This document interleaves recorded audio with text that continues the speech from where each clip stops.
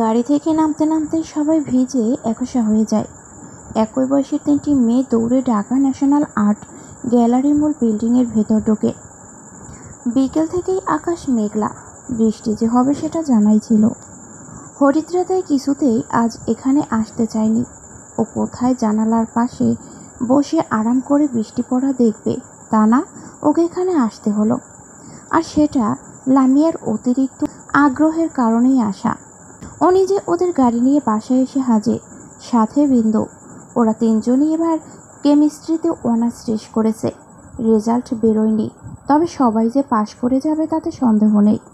এদের মতো হরিদ্রা আবার মেধা তালিকায় ক্লাসের প্রথম 5 জনের মধ্যে থাকে। আর গায়ের রংটাও ওর হলুদ দেবার পর যেমন হয় তেমন, সাদা হলুদ মেশানো। সবাই বলে ওরে হরিদ্রা নামকরণ নাকি যথাযথ হয়েছে। কাজল কালো দুটো চোখ, নাকটা একটু গোল গোল, ছোট্ট কপালে ভিজে কোকড়া চুল লেপ্টে আছে। ওকে দেখলে যে কেউ মুগ্ধ হবেই।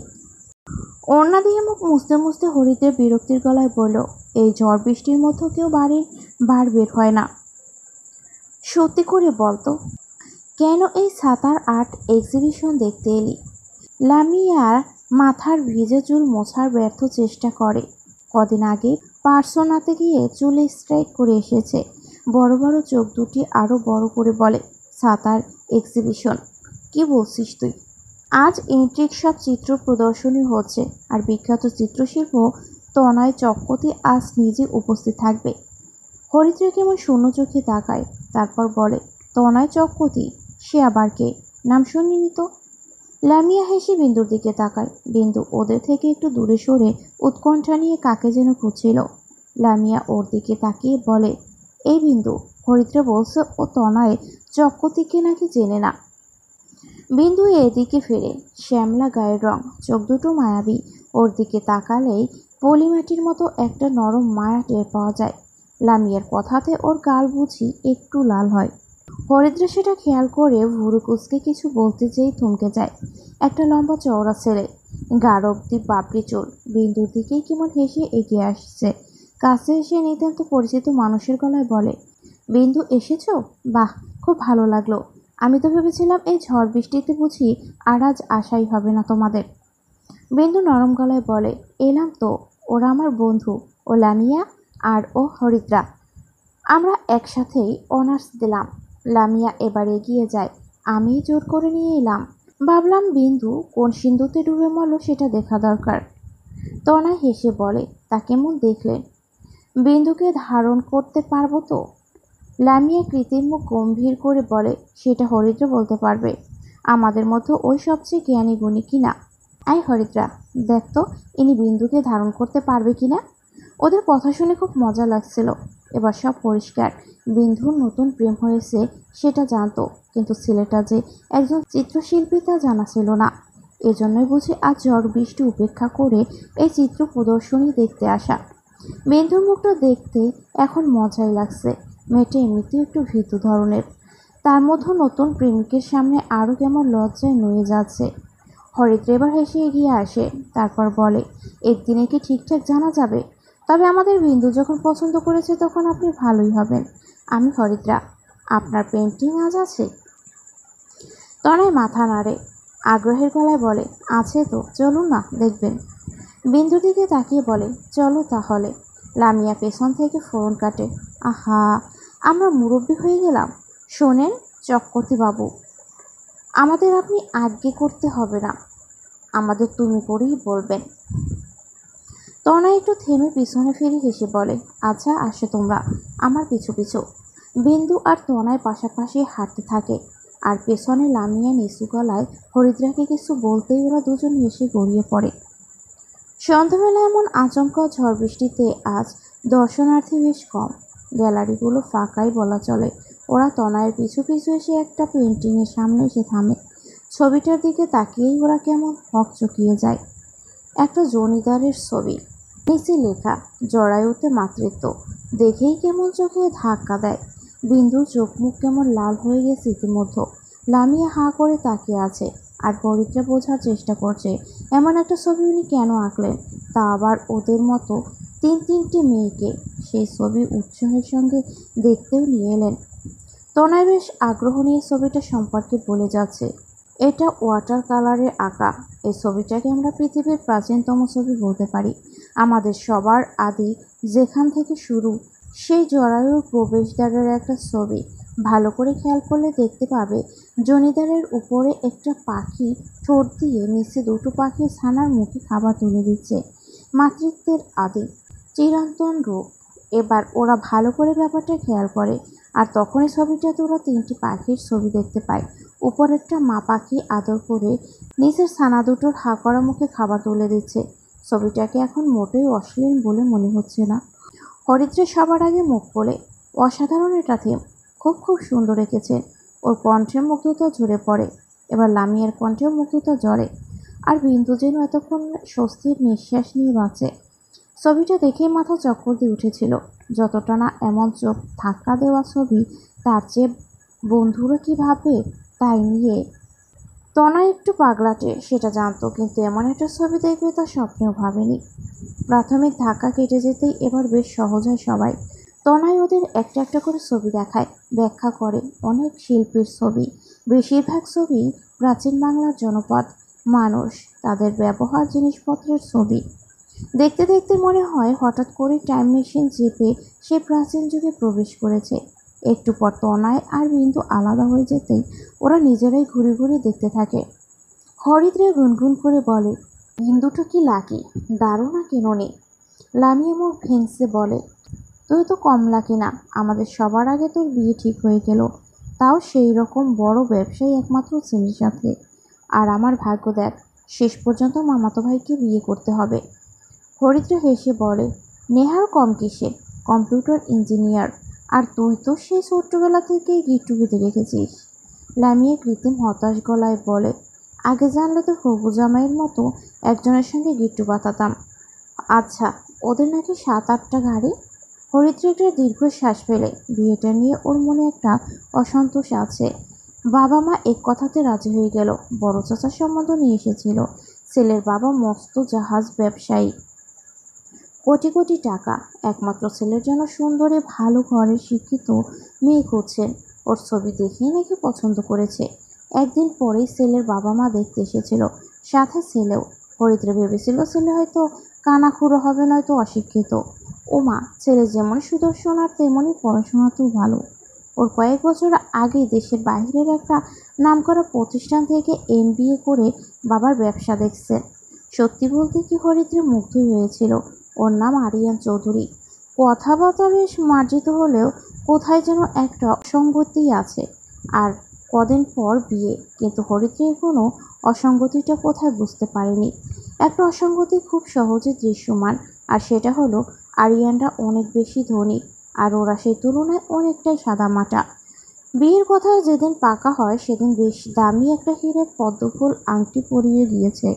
এত বড় একটা হীরের আংটি যে কয়েক লাখ টাকা হবে সে বিষয়ে সন্দেহ নেই। আলো পড়লেই ঝিক করে ওঠে, সেই সাথে হরিদ্রের মনে একটা অস্বস্তিও ঝিক করে ওঠে। ওকে অমন আনমনা হয়ে যেতে দেখে লামিয়া ওর গায়ে ঠোকনা দেয়। এই, তুই কি ভাবছিস? বললি না ওদের গাড়ি কটা? হরিদ্র একটু চমকে ওঠে, তারপর স্নান হেসে বলে, কি জানি, আমার জানা নেই। আচ্ছা শোন, আমি একটু ওয়াশরুম থেকে ঘুরে আসি, তুই এদিকটাই থাকিস। বিন্দুকে আবার বিরক্ত করিস না, ওরা প্রেম করছে করুক। লামিয়া একগাল হেসে, তুই যা, আমি ওদের বিরক্ত করব না, কিন্তু দূর থেকে দুজনের রোমাঞ্চের ছবি তুলে রাখবো, তারপর ওকে খেপাবো। হরিদ্রা হেসে পা বাড়ায়। ওয়াশরুমটা নিচতলার এক কোণে। ও নিচে নেমে হাঁটতে হাঁটতে পুরো গ্যালারি পার হয়ে ওয়াশরুমে ঢোকে। কেন যেন এখন খারাপ লাগছে। চোখে মুখে জলের ঝাপটা দেয়, বড় করে একটা নিঃশ্বাস নেয়। বেসিনের সামনে আয়নার নিজের ভেজা মুখটা দেখে। তাতে কোথাও কোনো বেদনার চিহ্ন নেই, কিন্তু অসুখী। কাউকে তেমন করে ভালোবাসতে পারলে না, কোনো ভালো যোগ্য ছেলে সাহস করে ওকে চায়নি আজও। আরিয়ান সুন্দর, যোগ্য, কিন্তু ওকে ভালোবাসবে ওকে? হরিদ্রে বের হয়ে সোজা সামনের দিকে এগোতেই হাতের বাঁ পাশে একটা গ্যালারির দিকে চোখ পড়ে। ও থমকে দাঁড়ায়। আরে, এখানে দেখছি সব রাজা রানীদের ছবি। কৌতূহল হতেই হরিদ্রে গ্যালারিটায় ঢুকে পড়ে। ভুল, রাজাদের ছবি নেই একটাও, সব রানীদের ছবি। নিচে আবার তাদের নাম পরিচয় লেখা। দু তিনটে ছবি দেখলেই ও বুঝতে পারে এরা প্রাচীন বাংলার জমিদারদের স্ত্রীদের ছবি। ওয়াল জুড়ে তাদের বড় বড় সব পেন্টিং ঝোলানো। তাদের কি সব বাহারি সাজ, ভারী সব গহনা পরা, মাথায় মুকুটের মতো গহনা, কোমরে বিছা, গলায় 7 নড়ি হার।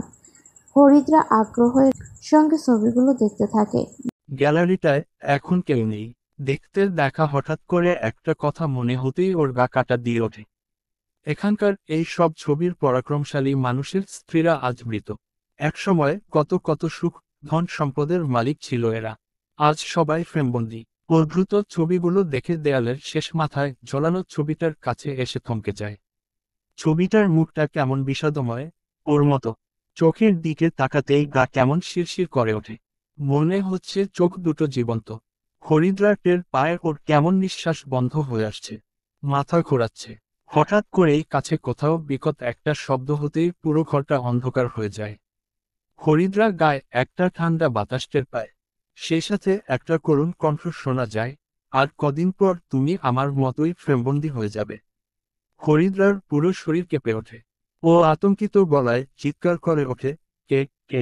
কিন্তু টের পায়ে গলা দিয়ে কোনো শব্দ বেরোচ্ছে না। ও জোরে চেঁচাতে যে হঠাৎ করেই ঘাড়ের কাছে একটা ভারী নিঃশ্বাস টের পায়।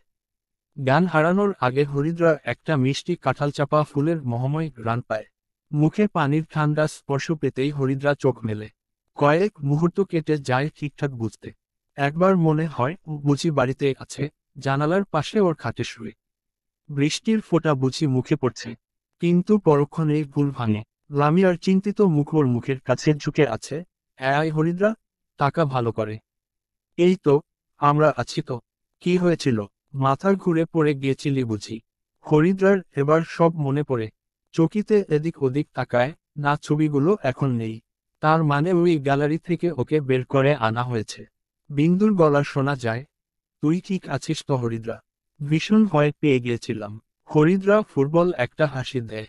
তারপর ওদের হাত ধরে বলে, এখন ঠিক আছি। হঠাৎ করে প্রেসার ফল করলো, আর মাথা ঘুরে পড়ে গেলাম। কি বিশ্রী কাণ্ড দেখ। তনয় চক্ষুতে একটু দূরে দাঁড়িয়েছিল। কাছে এসে উদ্বিগ্ন গলায় বলে, তুমি একা উঠে দাঁড়াতে পারবে তো? হঠাৎ করে ট্রান্সফরমার বার্স্ট হওয়াতে বিদ্যুৎ চলে গিয়েছিল। তাই বুঝি ভয় পেয়ে গিয়েছিলে। আজ আর ছবি দেখে কাজ নেই। চলো তোমাদের বাসায় পৌঁছে দেই। হরিদ্রা জোরে নিঃশ্বাস নেয়। তারপর মাথা নেড়ে বলে, না না, আমি ঠিক আছি। এই দেখুন উঠে দাঁড়ালাম, একাই। হরিদ্রা উঠে দাঁড়ায়, দুপা হাঁটে। না, ঠিকঠাক লাগছে। কিন্তু লামিয়া হেসে খপ করে ওর হাত ধরে, তারপর বলে, থাক, এত সাহস দেখাতে হবে না। তনয় বাবু, আমি বরং হরিদ্রাকে বাসায় পৌঁছে দিয়ে আসি। আপনি বিন্দুকে সময় দিন, আর কষ্ট করে আমাদের বান্ধবীটিকে নিরাপদে বাসায় পৌঁছে দিয়ে এসেন। বিন্দু জোর গলায় না করে, কিন্তু ওর মনের ভেতর খুব ইচ্ছে হচ্ছিল তনয়ের সঙ্গে আরো কিছুক্ষণ থেকে যায়। শেষ পর্যন্ত সিদ্ধান্ত হয় লামিয়া হরিদ্রাকে বাসায় পৌঁছে দিয়ে আসবে। গাড়িতে উঠেই হরিদ্রা সিটে শরীর এলিয়ে দিয়ে বসে। ক্লান্ত লাগছে। শরীরটা আসলে ভালো না। চলে আসার সিদ্ধান্ত নিয়ে খুব ভালো হয়েছে। লামিয়া ওর একটা হাত ধরে বলে, কি রে, খারাপ লাগছে? তুই তো কখনো এমন মাথা ঘুরে পড়ে যাসনি। কি হয়েছিল? হরিদ্রা অস্ফুটে বলে, আমি একটা অচেনা গলা শুনেছিলাম। লামিয়া প্রথমটায় বুঝতে পারে না, কেউ বাজে কিছু বলেছিল। হরিদ্রা মাথা নাড়ে, না, সেসব কিছু না। আমি একাই ছিলাম ওখানে। ছবিগুলো সব প্রাচীন জমিদারের স্ত্রীদের ছবি। দেখতে দেখতে হঠাৎ করে কি যেন হলো, রুমের সব আলো নিভে গেল। আর তখনই একটা মেয়েলি কণ্ঠ শুনতে পেলাম, আর দিন পর তুমি আমার মতোই ফ্রেমবন্দি হয়ে যাবে। ভয়ে আমার হাতটা উড়ে গিয়েছিল। লামিয়া চট করে ওর দিকে সরে এসে এক হাতে জড়িয়ে ধরে বলে, কি ভয়ঙ্কর কথা বলছিস এসব? কে অমন অলক্ষণে কথা বলল? হরিদ্রা ওর দিকে তাকিয়ে বলে, জানি না তো। কিন্তু একথার মানে কি বলতো? আমি ওই ছবির মতো ফ্রেমবন্দি হয়ে যাব মানে কি? মরে যাব খুব শিগগির। লামিয়া জোর করে হাসে। তারপর তোতলানো গলায় বলে, কি অদ্ভুত কথা। তুই দুম করে মরে যাবি কেন? আর অমন কথা কেউ বলেনি। তুই তখন বিদ্যুৎ চলে যাওয়াতে ভয় পেয়ে গিয়েছিলি। তাই অমন হয়েছে। হরিদ্রা অনিশ্চিতভাবে মাথা নাড়ে। একটু ভাবে, তারপর বলে, লামিয়া, এই বিয়েটা আমার ঠিকঠাক লাগছে না একদম। তুই দেখ, আরিয়ানরা এত বড়লোক কিন্তু বিয়েতে যতটুকু ধুমধাম করে করার কথা তা করছে না। ওদের পক্ষ থেকে নাকি মাত্র গোটা 30 লোক আসবে, যদিও বিয়ের গহনাসহ অন্যান্য জিনিসে কার্পণ্য করেনি। কিন্তু এই ব্যাপারটা আমাকে ভাবাচ্ছে। আবার আরিয়ানও কেমন দূরে দূরে, সেই যে দেখতে এরপর আর দেখা হয়নি। বিয়ের কেনাকাটা প্রায় আমি সব একা একা করে ফেললাম। ভেবেছিলাম ওকে নিয়ে পছন্দ করে কিনবো, কিন্তু ব্যস্ততার অজুহাত দিয়ে ও আসেনি। বিয়ের শাড়িটা পর্যন্ত আমিই পছন্দ করে কিনেছি। লামিয়া এবার ওকে আশ্বস্ত করে বলে, আরে ব্যবসায়ী মানুষ, ব্যস্ত থাকে খুব। কিন্তু জিনিসপত্র দেওয়াতে তো আর কার্পণ্য করেনি। বিয়েতে ওদের পক্ষের লোক কম আসছে, হয়তো অত লোক নেই ওদের। তুই এসব উল্টোপাল্টা ভাবিস না তো। বিয়ের আগে সবারই এমন লাগাম ছাড়া দুশ্চিন্তা হয়। দেখবি সব ঠিক হয়ে গেছে। খরিদরা মাথা নাড়ে, ঠোঁট কামড়ে বলে, আচ্ছা লামিয়া, আজ যে অলৌকিক কণ্ঠটা শুনলাম সে কি আমাকে সাবধান করলো? ছবির ওই বউটা কিন্তু জমিদারের বউ ছিল, মানে ধনী মানুষের স্ত্রী।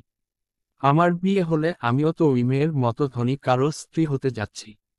সেজন্যই বুঝি ও সাবধান করল।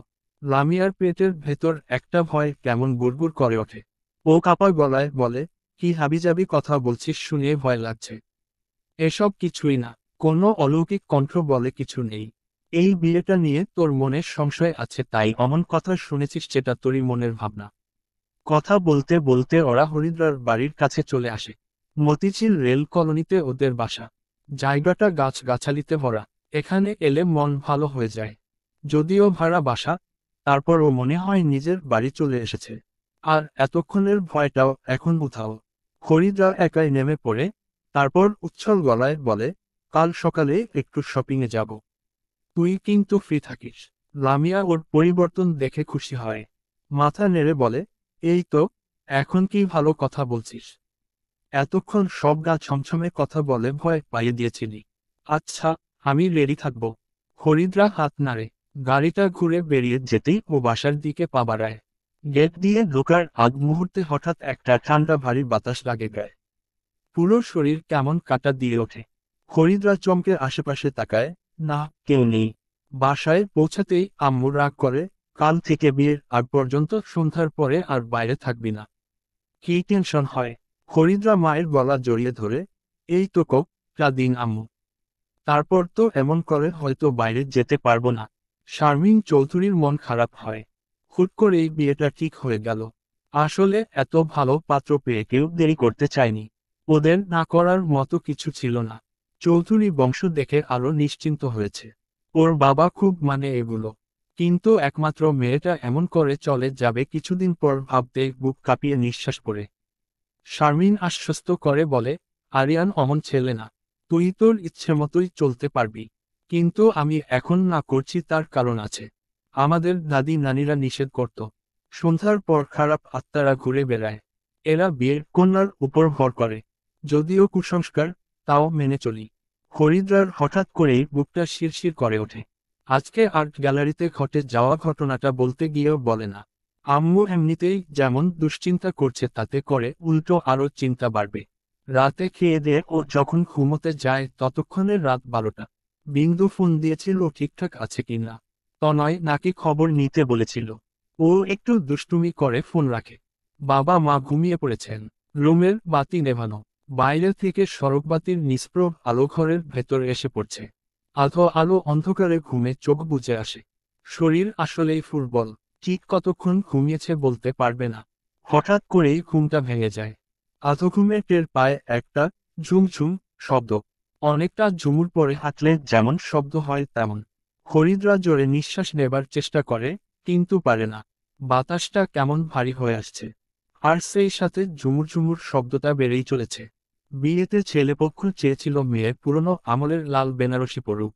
কিন্তু হরিদ্রা পরেছে লাল জামদানি শাড়ি। জমিন জুড়ে লাল কাজ, আর পারে গোল্ডেন। কি যে সুন্দর লাগছে আজ ওকে। আর সে কথা লামিয়া আর বিন্দু বার করেই বলছিল। একটু আগে ওরা বিদায় নিল। যাবার আগে খুব পচা পচা দুষ্টুমিও করে গেল। সেসব শুনে হরিদ্রার কান গরম হয়ে যাচ্ছিল। সবাই বিদায় নিতেই ও অধীর আগ্রহে অপেক্ষা করে আরিয়ানের জন্য। আজ শেরওয়ানিতে ওকে রাজপুত্রের মতো লাগছিল। কথাটা মনে হতেই থমকে যায়। সেই জমিদার বউটার কথা মনে হয়। না, আজ আর এমন অমঙ্গল ভাবনা ভাববে না। দরজায় শব্দ হতেই ও তাকায়, আরিয়ান ঢুকছে না। কাছে এসে বসে, তারপর স্বাভাবিক গলায় বলে, তুমি কিছু খাবে? হরিদ্রা মাথা নাড়ে। আরিয়ান ছোট্ট একটা নিঃশ্বাস ফেলে বলে, তাহলে শাড়ি পাল্টে আরাম করে শো। আমার একটা ইউএসএ-তে জুম মিটিং আছে, শেষ করে আসতে আসতে ভোর 3টে বেজে যাবে। হরিদ্রা ঝট করে মুখ তোলে। ভ্রু কুঁচকে বলে, আজকেও তোমার ব্যস্ততা?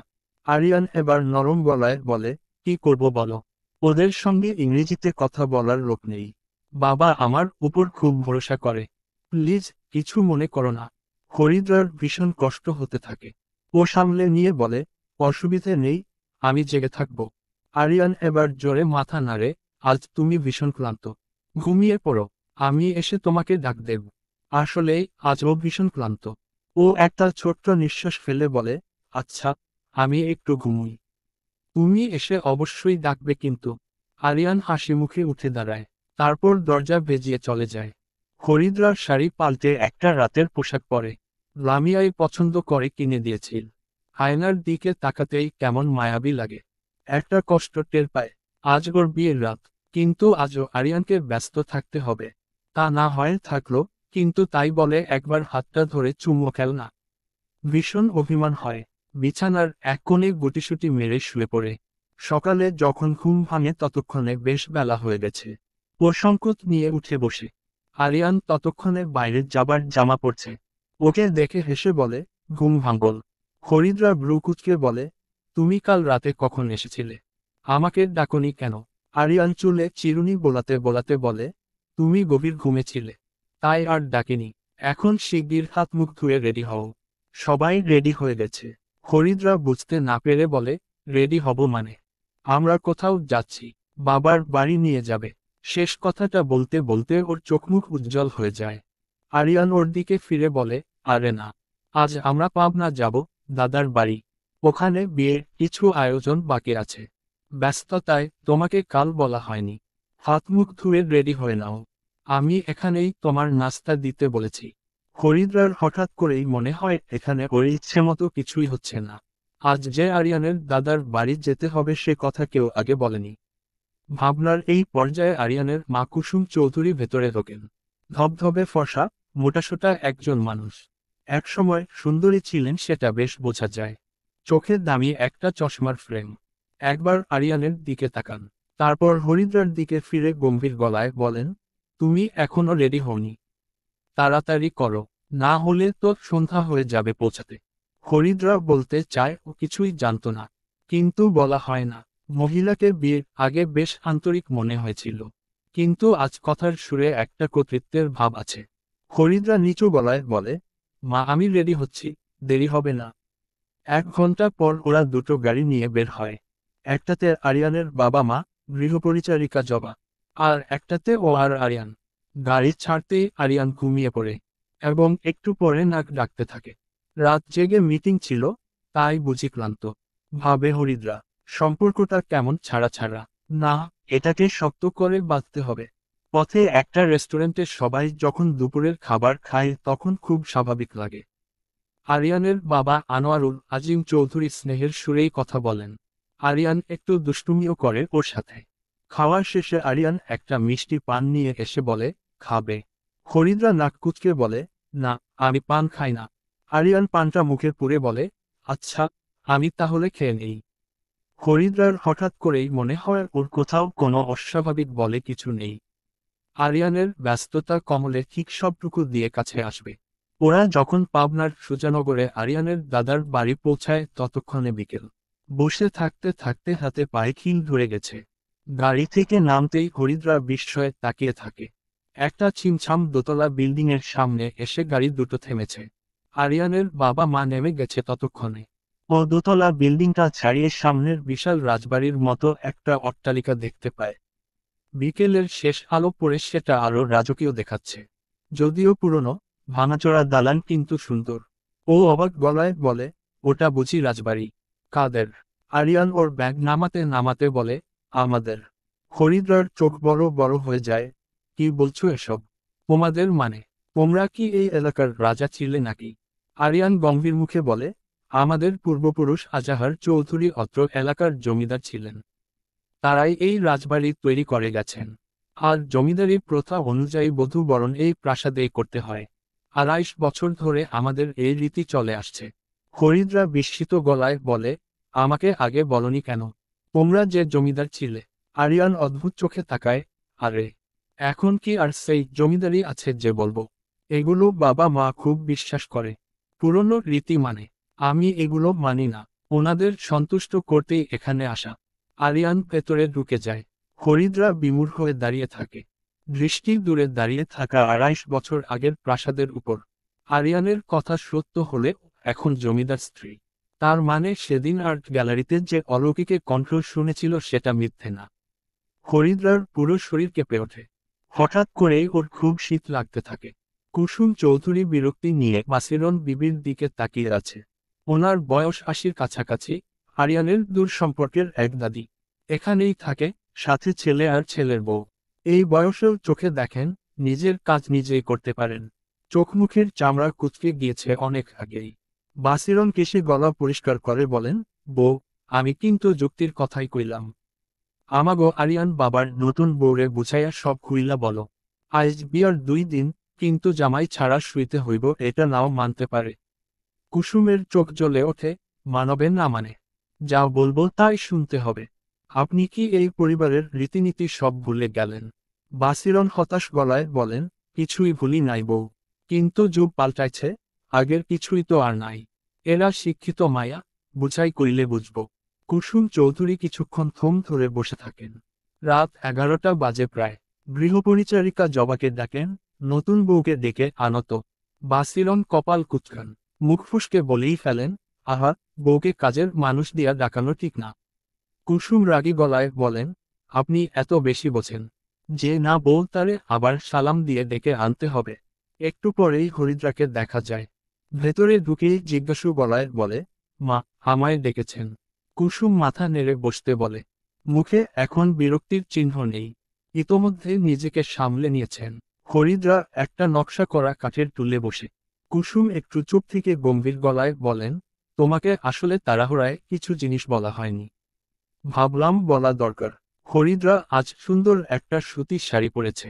নতুন বউ বিয়ের পরদিন যেমন পরে, খুব স্নিগ্ধ লাগছে এখন। শাশুড়ির কথা শুনে হরিদ্রা টের পায়ের বুক ধুকপুক করছে। কি যে শুনবে এখন কে জানে। এই বিয়ে নিয়ে ওর এমনিতেই মনে একটা কুডাক ডাকছে। ও শুকনো গলায় বলে, বলুন মা, আমি শুনছি। কুসুম গলাখাকারি দিয়ে বলে, তুমি তো ইতোমধ্যেই জেনেছ আরিয়ানদের পূর্বপুরুষ জমিদার ছিলেন। এই গ্রামসহ আশেপাশের ২০-২৫টা গ্রাম নিয়ে ছিল ওদের জমিদারি। আজাহার চৌধুরী সর্বপ্রথম এই জমিদারিকে নেন। তারপর বংশ পরম্পরায় আমরা এর উত্তরাধিকার। কিন্তু জমিদারির সেসব ঠাটবাট আর কিছুই নেই, দেখতেই পাচ্ছ। কিন্তু কিছু নিয়ম কানুন আমরা এখনো মেনে চলি। যেমন, বিয়ের পর ছেলের বউকে এক চন্দ্র পক্ষ একা ঘুমোতে হবে। পাশ থেকে বাসিরন শুধরে দিয়ে বলে, আদর সোহাগও করা যাইব না। কুসুম কটমট করে তাকাতেই উনি মিলিয়ে যান। আর হরিদ্রার ভীষণ লজ্জা লাগতে থাকে। ও মুখ নিচু করে থাকে। এমন আজব কথা ও কখনো শোনেনি। একটা স্বস্তি, আরিয়ানের অদ্ভুত আচরণের ব্যাখ্যা তাহলে পাওয়া গেল। বিয়ের পর এখন পর্যন্ত কেন একটা চুমু খায়নি, হাতটা পর্যন্ত ধরেনি। কিন্তু এমন কুসংস্কার এখনো কেউ মেনে চলে? হরিদ্রা মুখ তোলে, তারপর সাহস করে বলে ফেলে, কিন্তু মা, এটা তো কুসংস্কার। এগুলো এই যুগে কেউ মানে? কুসুম মুখ গম্ভীর করে বলে, আমরা মানি। আর তুমি যেহেতু এই পরিবারের বউ, তোমাকেও এগুলো মানতে হবে। শেষ কথাটা জোর দিয়ে কর্তৃত্বের সুরে বলেন। তারপর বিদায় দেবার গলায় বলেন, আজ ঘুমিয়ে পড়ো। কাল অনেক আচার অনুষ্ঠান আছে। তোমার এই বাসিরন দাদি সব বুঝিয়ে দেবে। হরিদ্রা উঠে দাঁড়ায়। তারপর শুকনো গলায় বলে, আচ্ছা মা। নিজের রুমে এসে ধপ করে পুরনো আমলের একটা রকিং চেয়ারে বসে মাথা দপদপ করছে। কি নিয়ম রীতি এগুলো! এদের সেই এত বছরের কুসংস্কার ওকে মানতে হবে। চোখ ফেটে কান্না আসে। বিকেলে বিন্দু, লামিয়া ফোন করেছিল। ওরা বারবার আদর সোহাগের কথা জানতে চাচ্ছিল। ও এড়িয়ে গেছে। না, এদের যে এমন আরো কত নিয়ম আছে কে জানে। কাল নাকি আবার কি কি আচার অনুষ্ঠান আছে। সেদিন রাতেও সত্যি সত্যি হরিদ্রাকে একা ঘুমোতে হয়। আরিয়ান একবার এসেছিল রুমে। টুকটাক কথা বলে বিদায় নিয়েছে। কাছে এসে ওর হাতও ধরেনি। আচ্ছা, আরিয়ান বলছিল এসব কুসংস্কার মানে না। তাহলে ওর কি একবারও ইচ্ছে হয় না হরিদ্রার হাত ধরতে? ভোরে ঘুম ভাঙে হরিদ্রার। পাখির কিচিরমিচির শব্দ হচ্ছে বাইরে। জানালা দিয়ে বাইরে তাকাতেই মন ভালো হয়ে যায়। জমিদার বাড়ির লাল ইটের অট্টালিকা দেখা যাচ্ছে। ও এখন জমিদার বধূ। কাল লামিয়াদের বলতেই ওরা লাফিয়ে উঠেছে। এখানে আসার জন্য মুখিয়ে আছে। হরিদ্রা হাত মুখ ধুয়ে বাইরে আসে। এখনো কেউ ঘুম থেকে ওঠেনি। পায়ে পায়ে নিচে নামে। তারপর সামনের উঠোন পেরিয়ে জমিদার বাড়িটার দিকে এগোয়। কেন যেন বাড়িটা ওকে চুম্বকের মতো টানছে। মনে হচ্ছে এই বাড়ির সাথে ওর কোথাও কোনো যোগসূত্র আছে। ভাঙাচোরা দ্বিতল একটা দালান। লাল ইটের ফাঁকফুকরে বটগাছ জন্মেছে। উপরে অনেকগুলো কক্ষের কাঠের জানালা ভেঙে চড়ে গেছে। এ পাশটায় জরাজীর্ণ 4-5টা পুকুর। হরিদ্রা পায়ে পায়ে প্রাসাদটার কাছে আসে। তারপর দ্বিধাদ্বন্দ্ব ঝেড়ে ভারী পেতলের নকশা করা কাঠের দরজা ঠেলে ভেতরে ঢোকে। পুরনো একটা ঠান্ডা বাতাস গায়ে চাপটা দেয়। টানা বারান্দা ধরে একটু এগোতেই একটা দরজা। সেটা দিয়ে বের হতেই বড় একটা উঠোন। এটা বোধহয় বাড়ির ভেতরের দিকের উঠোন ছিল। জমিদার বাড়ির মেয়েরা, বউরা বুঝি এখানে গোসল করে চুল শুকাত। তন্ময় হয়ে ভাবে হরিদ্রা। হঠাৎ রায় কারো ঠান্ডা স্পর্শ টের পায়। হরিদ্রার পুরো শরীর কেঁপে ওঠে। ভয়ে চিৎকার করে ওঠে, কে কে? আরে নাথ বউ, আমি। ভয় পাইছো নাকি? বাসিরন বিবির ক্ষণক্ষণে গলা শোনা যায়। হরিদ্রা চোখ বড় বড় করে বাসিরনকে দেখে। জোরে জোরে নিঃশ্বাস পড়ছে। ধাতস্থ হয়ে বলে, আপনি এত সকালে উঠেছেন? বাসিরন একগাল হেসে বলে, বুড়া মানুষ, ঘুম সকালেই ভাঙবা যায়। আমি দেখলাম তুমি এদিক রাখাচ্ছ। ভাবলাম নতুন মানুষ, বিপদে পড়বা। পুরান দালান তো, সব ব্যাগ আছে। হরিদ্রা এবার স্বাভাবিক হয়। নরম গলায় বলে, খুব ভালো হয়েছে আপনি এসেছেন। আমাকে একটু ঘুরিয়ে দেখাবেন পুরোটা? বাসিরন মন খারাপ করে বলে, কিছু কি আর আছে যে দেখাবো? আচ্ছা, এদিক আসো। প্রথম থেকেই দেখাই। আজাহার চৌধুরী এইটা উঁচা 2 তলা দালান বানাইছিল। শোয়ার ঘরই আছিল 20-22টা। 120 বিঘা জমির উপরে এই জমিদার বাড়ির সীমানা আছিল। এর চারপাশে সীমানা দিয়া গেটি আছিল 11টা। প্রত্যেকটায় আবার বল্লম হাতে প্রহরী পাহারা থাকত। আর ওই যে ওইখানটায় যে ভাঙাচোরা গেট দেখো, ওইটা আছিল আসল গেট। এইটা দিয়াই জমিদার বাড়ির লোকজন ঢুকত। গেটের সামনে 2টা বিরাট হাতি দাঁড়ায় থাকত। হাতির ভয়ে গ্রামের মানুষ সহজে কাছে ভিড়তে পারত না। জমিদাররা যখন বাইরে যাইত এই হাতির পিঠে চৈরায় যাইত। আর এই যে পুকুর দেখতাছ, এইটা ছিল নাকি বিশাল দিঘি। আমাগো দাদি নানির মুখে শুনছি 60 বিঘার উপর এই দিকে ছিল। বাড়ির সামনে 2টা কামানো আছিল। জৌলুস ছিল একসময়। এখন সব গেছে। সাপখোপের আস্তানা। দালানের এই পাশটা ছিল অন্দরমহল। কয়েকটা রুম ঠিক করাইছে। আজ রাইতে এখানেই তোমার বিয়ার আচার অনুষ্ঠান হইব। হরিদ্রা শুনতে শুনতে সেই পুরনো দিনে ফিরে গিয়েছিল। শেষ কথাতে চমকে ওঠে। ও অবাক গলায় বলে, এখানে আবার কি অনুষ্ঠান হবে? বাসিরন আলগা গলায় বলে, সন্ধ্যার পরেই দেখতে পাইবা। চলো এইবার, অনেক কাজ কাম বাকি। আর একটা কথা, আজ দুপুরে বেশি কইরা ভাত খাইয়া লইও। সূর্য ডুবার পর কিন্তু আজ তোমার খাওয়া দাওয়া বন্ধ। হরিদ্রার কেমন যেন একটা অনুভূতি হয়। এই পরিবারের বউ হয়ে ওর যে আর কত কি কি করতে হবে কে জানে। সেদিনের আর্ট গ্যালারির কথা মনে হতেই ও চিন্তিত গলায় বলে, আচ্ছা দাদু, এই জমিদার পরিবারের যারা বউ ছিল তাদের নিয়ে কোনো গল্প আছে? মানে কেউ অপঘাতে মারা গেছে, এমন? বাসিরন বিবি চমকে ওঠে। তোতলানো গলায় বলে, এমন কথা কেন জিজ্ঞেস করতাছ? হরিদ্রা আনমনে গলায় বলে, আমি একটা স্বপ্ন দেখেছিলাম ভারী গহনা শাড়ি পরা কেউ আমাকে সাবধান করছে। ইচ্ছে করেই ও আর্ট গ্যালারির কথা চেপে যায়। বাসিরন কেমন অদ্ভুত চোখে ওর দিকে তাকিয়ে থাকে। তারপর ওর হাত টেনে সামনে এগোতে এগোতে বলে, এত কিছু আমার জানা নাই। হরিদ্রার কেন যেন মনে হয় বাসিরন দাদু ইচ্ছে করে কিছু চেপে গেল। ওনার চমকে যাওয়া মুখ এটা নিশ্চিত করে যে কিছু একটা গড়বড় আছে। ঠিক সূর্যাস্তের সময় হরিদ্রাকে গোসল করানো শুরু হয়। কুসুম চৌধুরী নিজ হাতে প্রথমে এক মগ দুধ ওর গায়ে ঢালেন। এটা নাকি রীতি। হরিদ্রার গা খিং খিং করে ওঠে। দুধটা শরীরে কেমন একটা আঠালো অনুভূতি দেয়। আজ বিকেল হতেই ওদের সবাই জমিদার বাড়িতে চলে এসেছে। নিচে শান বাঁধানো পুরনো হাম্মামখানায় পর্দা ঘিরে গোসলের আয়োজন চলছে। কুসুম চৌধুরী এবার বাসিরনকে ইশারা করতেই পাশ থেকে গোলাপের পাপড়ি দেওয়া জল ওর গায়ে ঢালে। তাতে করে গোলাপের লাল পাপড়িগুলো হরিদ্রার চোখে মুখে, গালে, বুকের খাঁজে, পেটে আটকে যেতে থাকে। হরিদ্রা কেমন একটা ঘোরের মাঝে চলে গেছে। ও যেন সত্যি সেই পুরনো দিনের জমিদার বাড়ির নববধূ। একটা সময় গোসল শেষ হয়, কেমন যেন শীত লাগছে সারা শরীরে, একটা কাঁপুনি টের পায় হরিদ্রা। জবা একটা টাওয়েল দিয়ে ওর সারা শরীর মুছে দেয়, তারপর শুকনো একটা কাপড় জড়িয়ে উপরের শোবার ঘরে নিয়ে আসে। বড় একটা কাঠের পালঙ্ক, একটু উঁচু। হরিদ্রা উঠে বসে। ভেজা চুল শুকোতে সময় লাগে। এর মাঝে কুসুম চৌধুরী হাতে একটা ভারী কাঠের বাক্স নিয়ে ভেতরে ঢোকেন। সাথে বাসিরন আর জবা। জবার হাতে একটা পুরনো বড় চৌকোনা বাক্স, সেটা খাটের উপর রাখে। কুসুম হাতের বাক্সটা একপাশে রেখে বলে, রুই বাক্সে শাড়ি আছে, এটা এই পরিবারের বউরা পরত। এই শাড়ি পরেই তোমার বৈবাহিক জীবন শুরু হবে। জবা, শাড়িটা বের কর। জবা সাবধানে কাঠের বড় বাক্সটা খুললে। তারপর শাড়িটা বের করতেই হরিদ্রা তাকিয়ে থাকে। সবুজ একটা বেনারসি, পুরো জমিন জুড়ে হাতের কাজ। দেখলেই পুরনো দিনের কথা মনে হয়। বাসিরন আর জবা মিলে ওকে শাড়িটা পরায়। খোপায় কাঁঠালি চাপার ফুল দিতেই কেমন সুন্দর একটা ঘ্রাণ পুরো ঘরে ছড়িয়ে পড়ে। কুসুম চৌধুরী এবার নিজের কাছে রাখা কাঠের বাক্সটা খোলেন। তার আগে জবাকে ইশারা করতেই ও ঘর থেকে বেরিয়ে যায়। বাক্সটা খুলতেই আলো ঝিকমিক করে ওঠে। হরিদ্রা বিস্মিত চোখে চেয়ে দেখে ভেতরে মূল্যবান যত মণিমুক্তা, গহনা। কুসুম চৌধুরী ওর দিকে তাকিয়ে গম্ভীর মুখে বলেন, ভালো করে গহনাগুলো বুঝে নাও। এটা 10 ভরির ঝুমুর দেওয়া 6 গাছা মল, 7 ভরির পাজর, বালা, 8 ভরির বাউটি, এটা কঞ্চি, পানহর, সিথি। এগুলো কানবালা, কানফুল, ঝুমকা, চৌদানি, মুকুতার গোছা, দুটো ছোট ঝুমকা, দুটো ছোট ফুল আর পিপুলপাত, আর একটা 21 ভরির চন্দ্রহার। শেষ কথাটা বলে ভারী চন্দ্রহারটা ওর মুখের সামনে মেলে ধরে। আলো পড়ে সেটা ঝিকমিক করতে থাকে। তাতে কেমন একটা ঘোর হয়। হরিদ্রা ঘোরলাগা চোখে চন্দ্রহারের দিকে তাকিয়ে থাকে।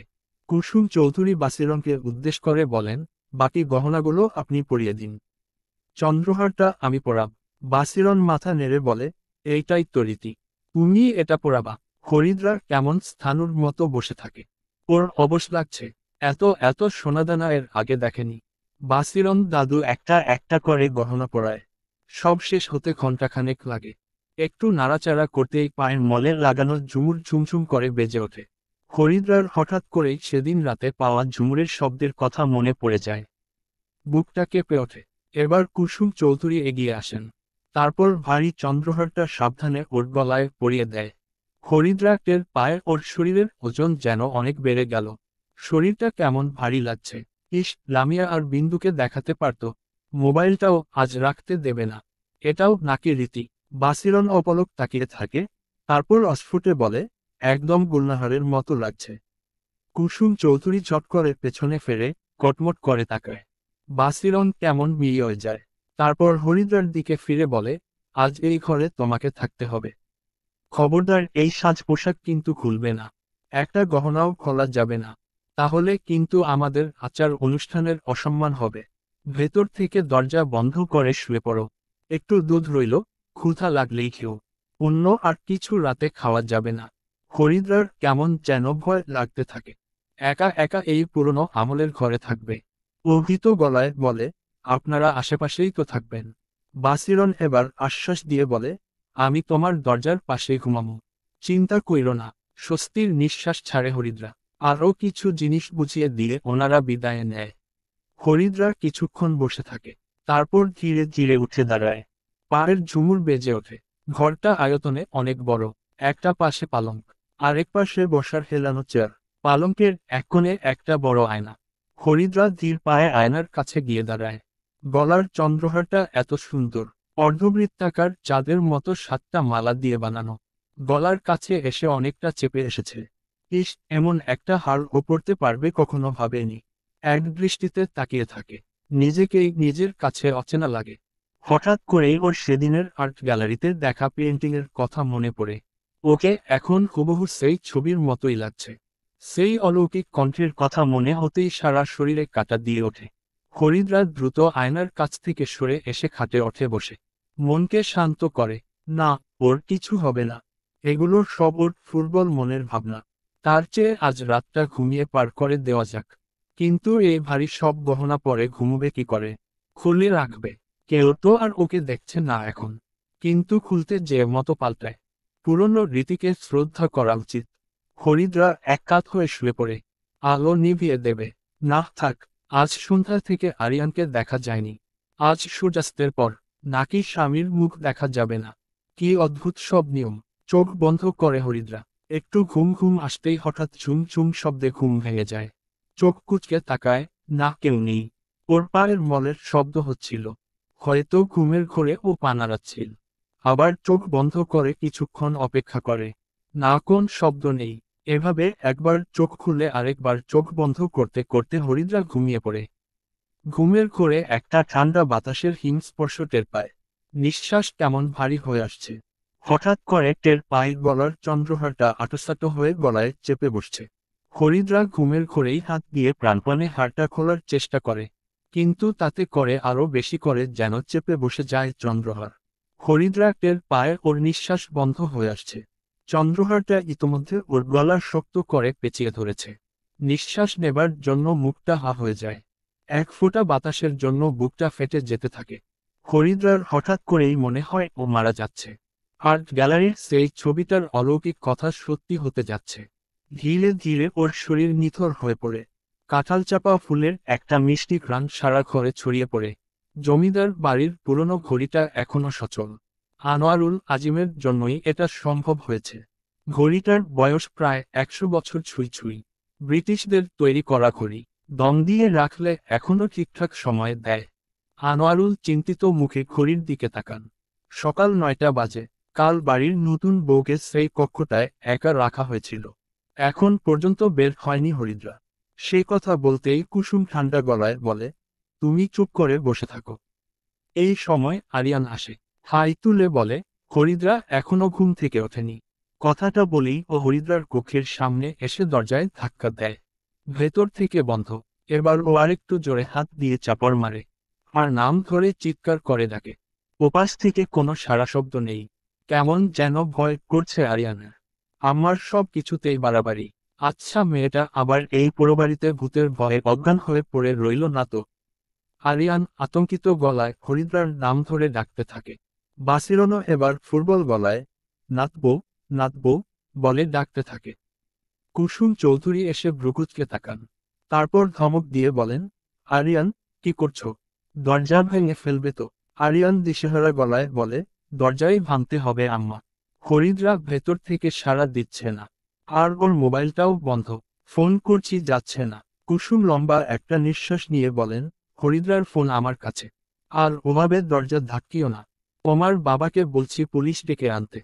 আরিয়ান অবাক গলায় বলে, পুলিশ কেন? ডাক্তার ডাকতে বলো। আমি এখনই দরজা ভাঙছি। কুসুম এবার কড়া গলায় বলেন, খবরদার, দরজায় আর ধাক্কা দেবে না। পরে বাড়িশুদ্ধ সবার কোমরে দড়ি পড়বে। ভেতরে মরে পড়ে আছে কিনা কে জানে। পুলিশ আসুক, তারাই খুলুক। আরিয়ান থমকে যায়। টের পায়ে নিঃশ্বাস বন্ধ হয়ে আসছে ওর। কপাল ঘেমে ওঠে। তোতলানো গলায় বলে, আম্মা, আপনি এসব কি বলছেন? হরিদ্রা মরে পড়ে থাকবে কেন? কুসুম বাসিরনের দিকে তাকিয়ে গম্ভীর মুখে বলেন, ওকে নিয়ে উনি বাড়িতে চলে যান। পুলিশ এলেই দরজা খোলা হবে। আর ডাক্তারও ডাকছি, এত ভাবার কিছু নেই। আরিয়ান স্তম্ভিত হয়ে মায়ের দিকে তাকিয়ে থাকে। মাকে কেমন অচেনা লাগছে। বাবা পুলিশকে ফোন করছেন। হারু চাচা বাজারে গেছে ডাক্তার ডেকে আনতে। আরিয়ান শূন্য চোখে হরিদ্রার বদ্ধ দরজার দিকে তাকিয়ে থাকে। বারবার মনে হতে থাকে মেয়েটা খুব ভালো ছিল। একটা অনুতাপের আগুন ওকে ছুঁয়ে যেতে থাকে। শুধু কুসুম চৌধুরীকে স্বাভাবিক লাগে। চোখে মুখে একটা খুশির আভা দেখা যায়। স্থানীয় থানার ভারপ্রাপ্ত পুলিশ অফিসার তরফদার আলী তার লোকজন নিয়ে ঘণ্টাখানেক সময়ের মধ্যেই চলে আসেন। এসে আনোয়ারুল আজিমকে সালাম দিয়ে বলে, স্যার, আপনি একটুও ভাইবেন না। আমি আয়শা গেছি, কোনো ঝামেলা হইব না। শুধু আমার দিকটা একটু দেখেন। পেছনে থেকে কুসুম চৌধুরী মোলায়েম গলায় বলেন, আপনার দিক কি কখনো না দেখে থেকেছি ওসি সাহেব। এখন একটু দেখুন আমার বৌমার কি হলো। আরিয়ান অবাক হয়ে মায়ের দিকে তাকায়। হরিদ্রাকে এমন মধুর গলায় বৌমা বলছে। তরফদার ভ্রু কুঁচকে বলে, ম্যাডাম, কি হয়েছিল একটু খুললে বলুন তো। কুসুম গলাখাকারি দিয়ে বলে, আমাদের বংশের রীতি অনুযায়ী নতুন বউকে এক রাত এই রাজবাড়িতে একা এই কক্ষে রাত কাটাতে হয়। কাল ছিল সেই রাত। ভেতর থেকে দরজা বন্ধ ছিল। সকালের বেলা হয়ে গেছে দেখে ডাকতে গেলাম, সাড়া নেই, তাই আপনাকে ডাকা। তরফদার হাত কচলে বলে, ম্যাডাম, কাল যখন রাতে আপনাদের বৌমার রুমে ঢোকে তখন সে জীবিত ছিল তো? কুসুম চৌধুরী বাঁকা হাসি হাসেন, জীবিত যে ছিল তার প্রমাণ আছে। আপনি দয়া করে দরজা খোলার ব্যবস্থা করুন। এরপর আর কালক্ষেপণ করে না পুলিশ অফিসার তরফদার। একজন তালা চাবির মিস্ত্রি সাথে করেই নিয়ে এসেছিল। লোকটা 5 মিনিটের মধ্যেই দরজা খুলে ফেলে। তরফদার একজন লেডি কনস্টেবল নিয়ে ভেতরে ঢোকে। বাকি সবাই ঘরের বাইরে অধীর আগ্রহে অপেক্ষা করতে থাকে। খাটের কাছে যে ওরা বিস্ময় নিয়ে তাকিয়ে দেখে রানীর মতো সাজপোশাকে একটা মেয়ে বিছানায় শুয়ে আছে। সাজপোশাক একদম রানীদের মতো। তরফদার ভ্রুকুচকে বোঝার চেষ্টা করে শ্বাস চলছে কিনা, কিন্তু এখান থেকে ঠিক বোঝা যাচ্ছে না। তরফদার লেডি কনস্টেবল আফিফাকে নির্দেশ দেয়, কাছে যেয়ে দেখো তো শ্বাস নিচ্ছে কিনা। আফিফা মেয়েটাকে মুগ্ধ চোখে দেখছিল। একেবারে সত্যিকার রানী। আর কি ভারী ভারী সব গহনা পরা। এগুলো পরে মানুষ ঘুমায় কি করে? আফিফা কাছে গিয়ে বুকের দিকে চোখ কুচকে তাকিয়ে থাকে কিছুক্ষণ। না, বোঝা যাচ্ছে না। আফিফা পায়ে পায়ে খাটের কাছে গিয়ে হরিদ্রার পাশে বসে। তারপর ঝুঁকে নাকের কাছে হাত রাখে। একটু পর চমকে ওঠে, স্যার, বেঁচে আছে। শ্বাস পড়ছে। তরফদারের মুখটা বেজার হয়ে যায়। ইস, অনেকগুলো টাকা হাতছাড়া হয়ে গেল। এরা ধনী মানুষ। বউ মারা গেলে তখন এর দায় থেকে বাঁচতে কারি কারি টাকা ঢালত। তরফদার এবার ঘরের বাইরে এসে হাত ছাড়ে, ডাক্তার সাহেব কি আসছেন?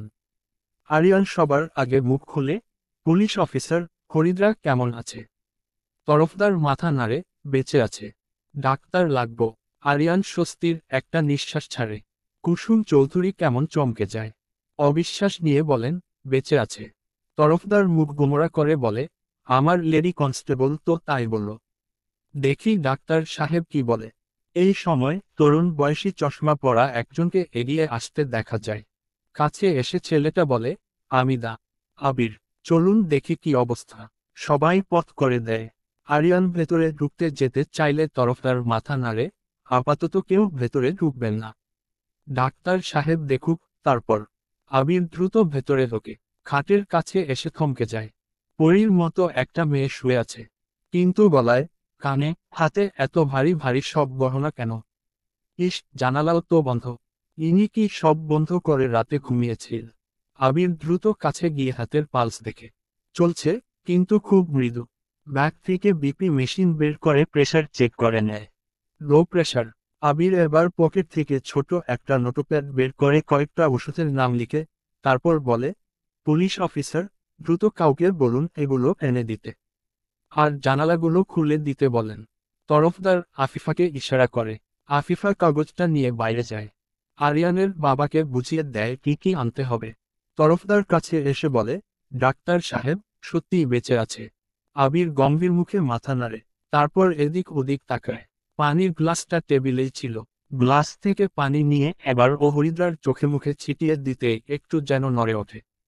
আবির এবার বেশি করে পানির ছিটে দিতেই হরিদ্রা আলতো করে চোখ মেলে। ঝাপসা চোখে দেখতে পায় চশমা পরা একমাথা কোকড়া চুলের একটা ছেলে ওর মুখের দিকে ঝুঁকে তাকিয়ে আছে। কি কি যেন বলছে। মনে হচ্ছে কথার শব্দগুলো অনেক দূর থেকে আসছে। এর মধ্যে আরিয়ান, কুসুম চৌধুরী, বাসিরন হুড়মুড় করে ঘরে প্রবেশ করে। আরিয়ান কাছে এসে উদ্বিগ্ন গলায় বলে, হরিদ্রা, তুমি ঠিক আছো তো? হরিদ্রা অনেক কষ্টে ঘাড় ঘুরিয়ে দেখে। তারপর ফুটবল একটা হাসি দেয়। পাশেই কুসুম চৌধুরী অবাক হয়ে দেখছিলেন।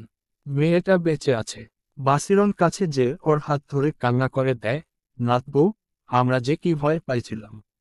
আবির এবার রাগত মুখে বলে, ওনার গলায়, হাতে, কানে এইসব ভারী গহনা খুলে ফেলুন।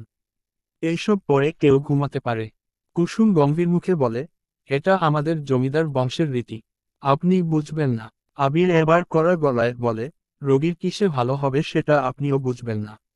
এখন এগুলো খোলার ব্যবস্থা করুন। রোগীকে একটা স্যালাইন দিতে হবে। আর লিকুইড স্যুপ কিছু থাকলে করে দিন। রোগী খুব দুর্বল। কড়া কথায় কাজ হয়। গহনাগুলো কুসুম চৌধুরী নিজ হাতে খুলে নিয়ে বাক্সবন্দি করেন। লেডি কনস্টেবল আফিফা কেমন লোভী চোখে গহনাগুলোর দিকে তাকিয়ে থাকে। একটু পরে স্যালাইন আসে। আবির স্যালাইন পুশ করে। হরিদ্রা ততক্ষণে অনেকটা স্বাভাবিক। আবির জিজ্ঞাসু গলায় বলে, কাল রাতে কিছু খেয়েছিলেন? হরিদ্রা মাথা নেড়ে না করে, ক্ষীণ গলায় বলে, দুপুরের পর আর কিছু খাইনি। আবির একটা দীর্ঘশ্বাস ছাড়ে, এজন্যই তো এমন হয়েছে। এখন দয়া করে কিছু খেয়ে নিন। হরিদ্রা বাচ্চা মেয়েদের মতো মাথা নাড়ে। বাসিরন একটা বাটিতে স্যুপ এনে পাশে বসে। আবির এবার উঠে দাঁড়ায়, তারপর বলে, 3 ঘন্টা পর আমি এসে স্যালাইন খুলে দিয়ে যাব। কোনো সমস্যা হলে আমাকে ফোন দেবেন। আনোয়ারুল আজিম অনেক ধন্যবাদ জানিয়ে বিদায় দেয়। আর ওদিকে কুসুম চৌধুরী তরফদারের হাতে একটা খাম গুজে দিয়ে বলে, এরপর আবার কিছু হলে আপনাকেই ডাকব। আমাদের দিকে খেয়াল রাখবেন, এটা আমার অনুরোধ। তরফদার বিনয়ে বলে যায়, ম্যাডাম, আপনারা হইলেন ভূস্বামী। আপনাদের অনুরোধ আমাদের কাছে আদেশ।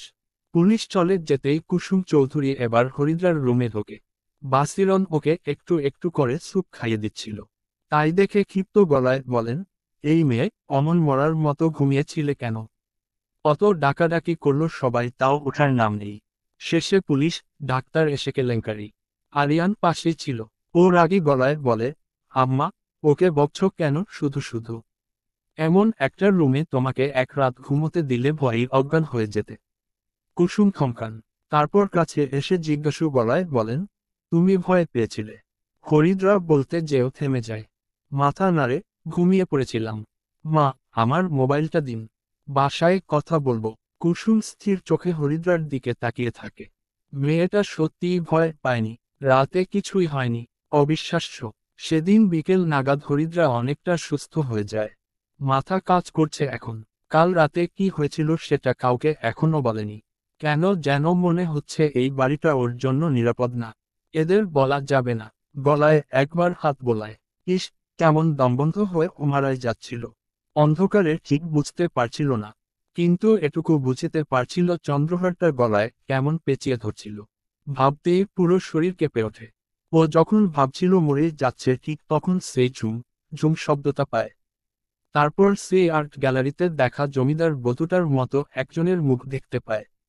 কাছে এসে ওর গলায় পেঁচিয়ে যাওয়া চন্দ্রহারটা খুলে দিচ্ছিল। তারপর কি হয়েছে মনে নেই। হরিদ্রা লম্বা একটা নিঃশ্বাস নিতেই বাসিরন দাদু পাশে এসে বসে।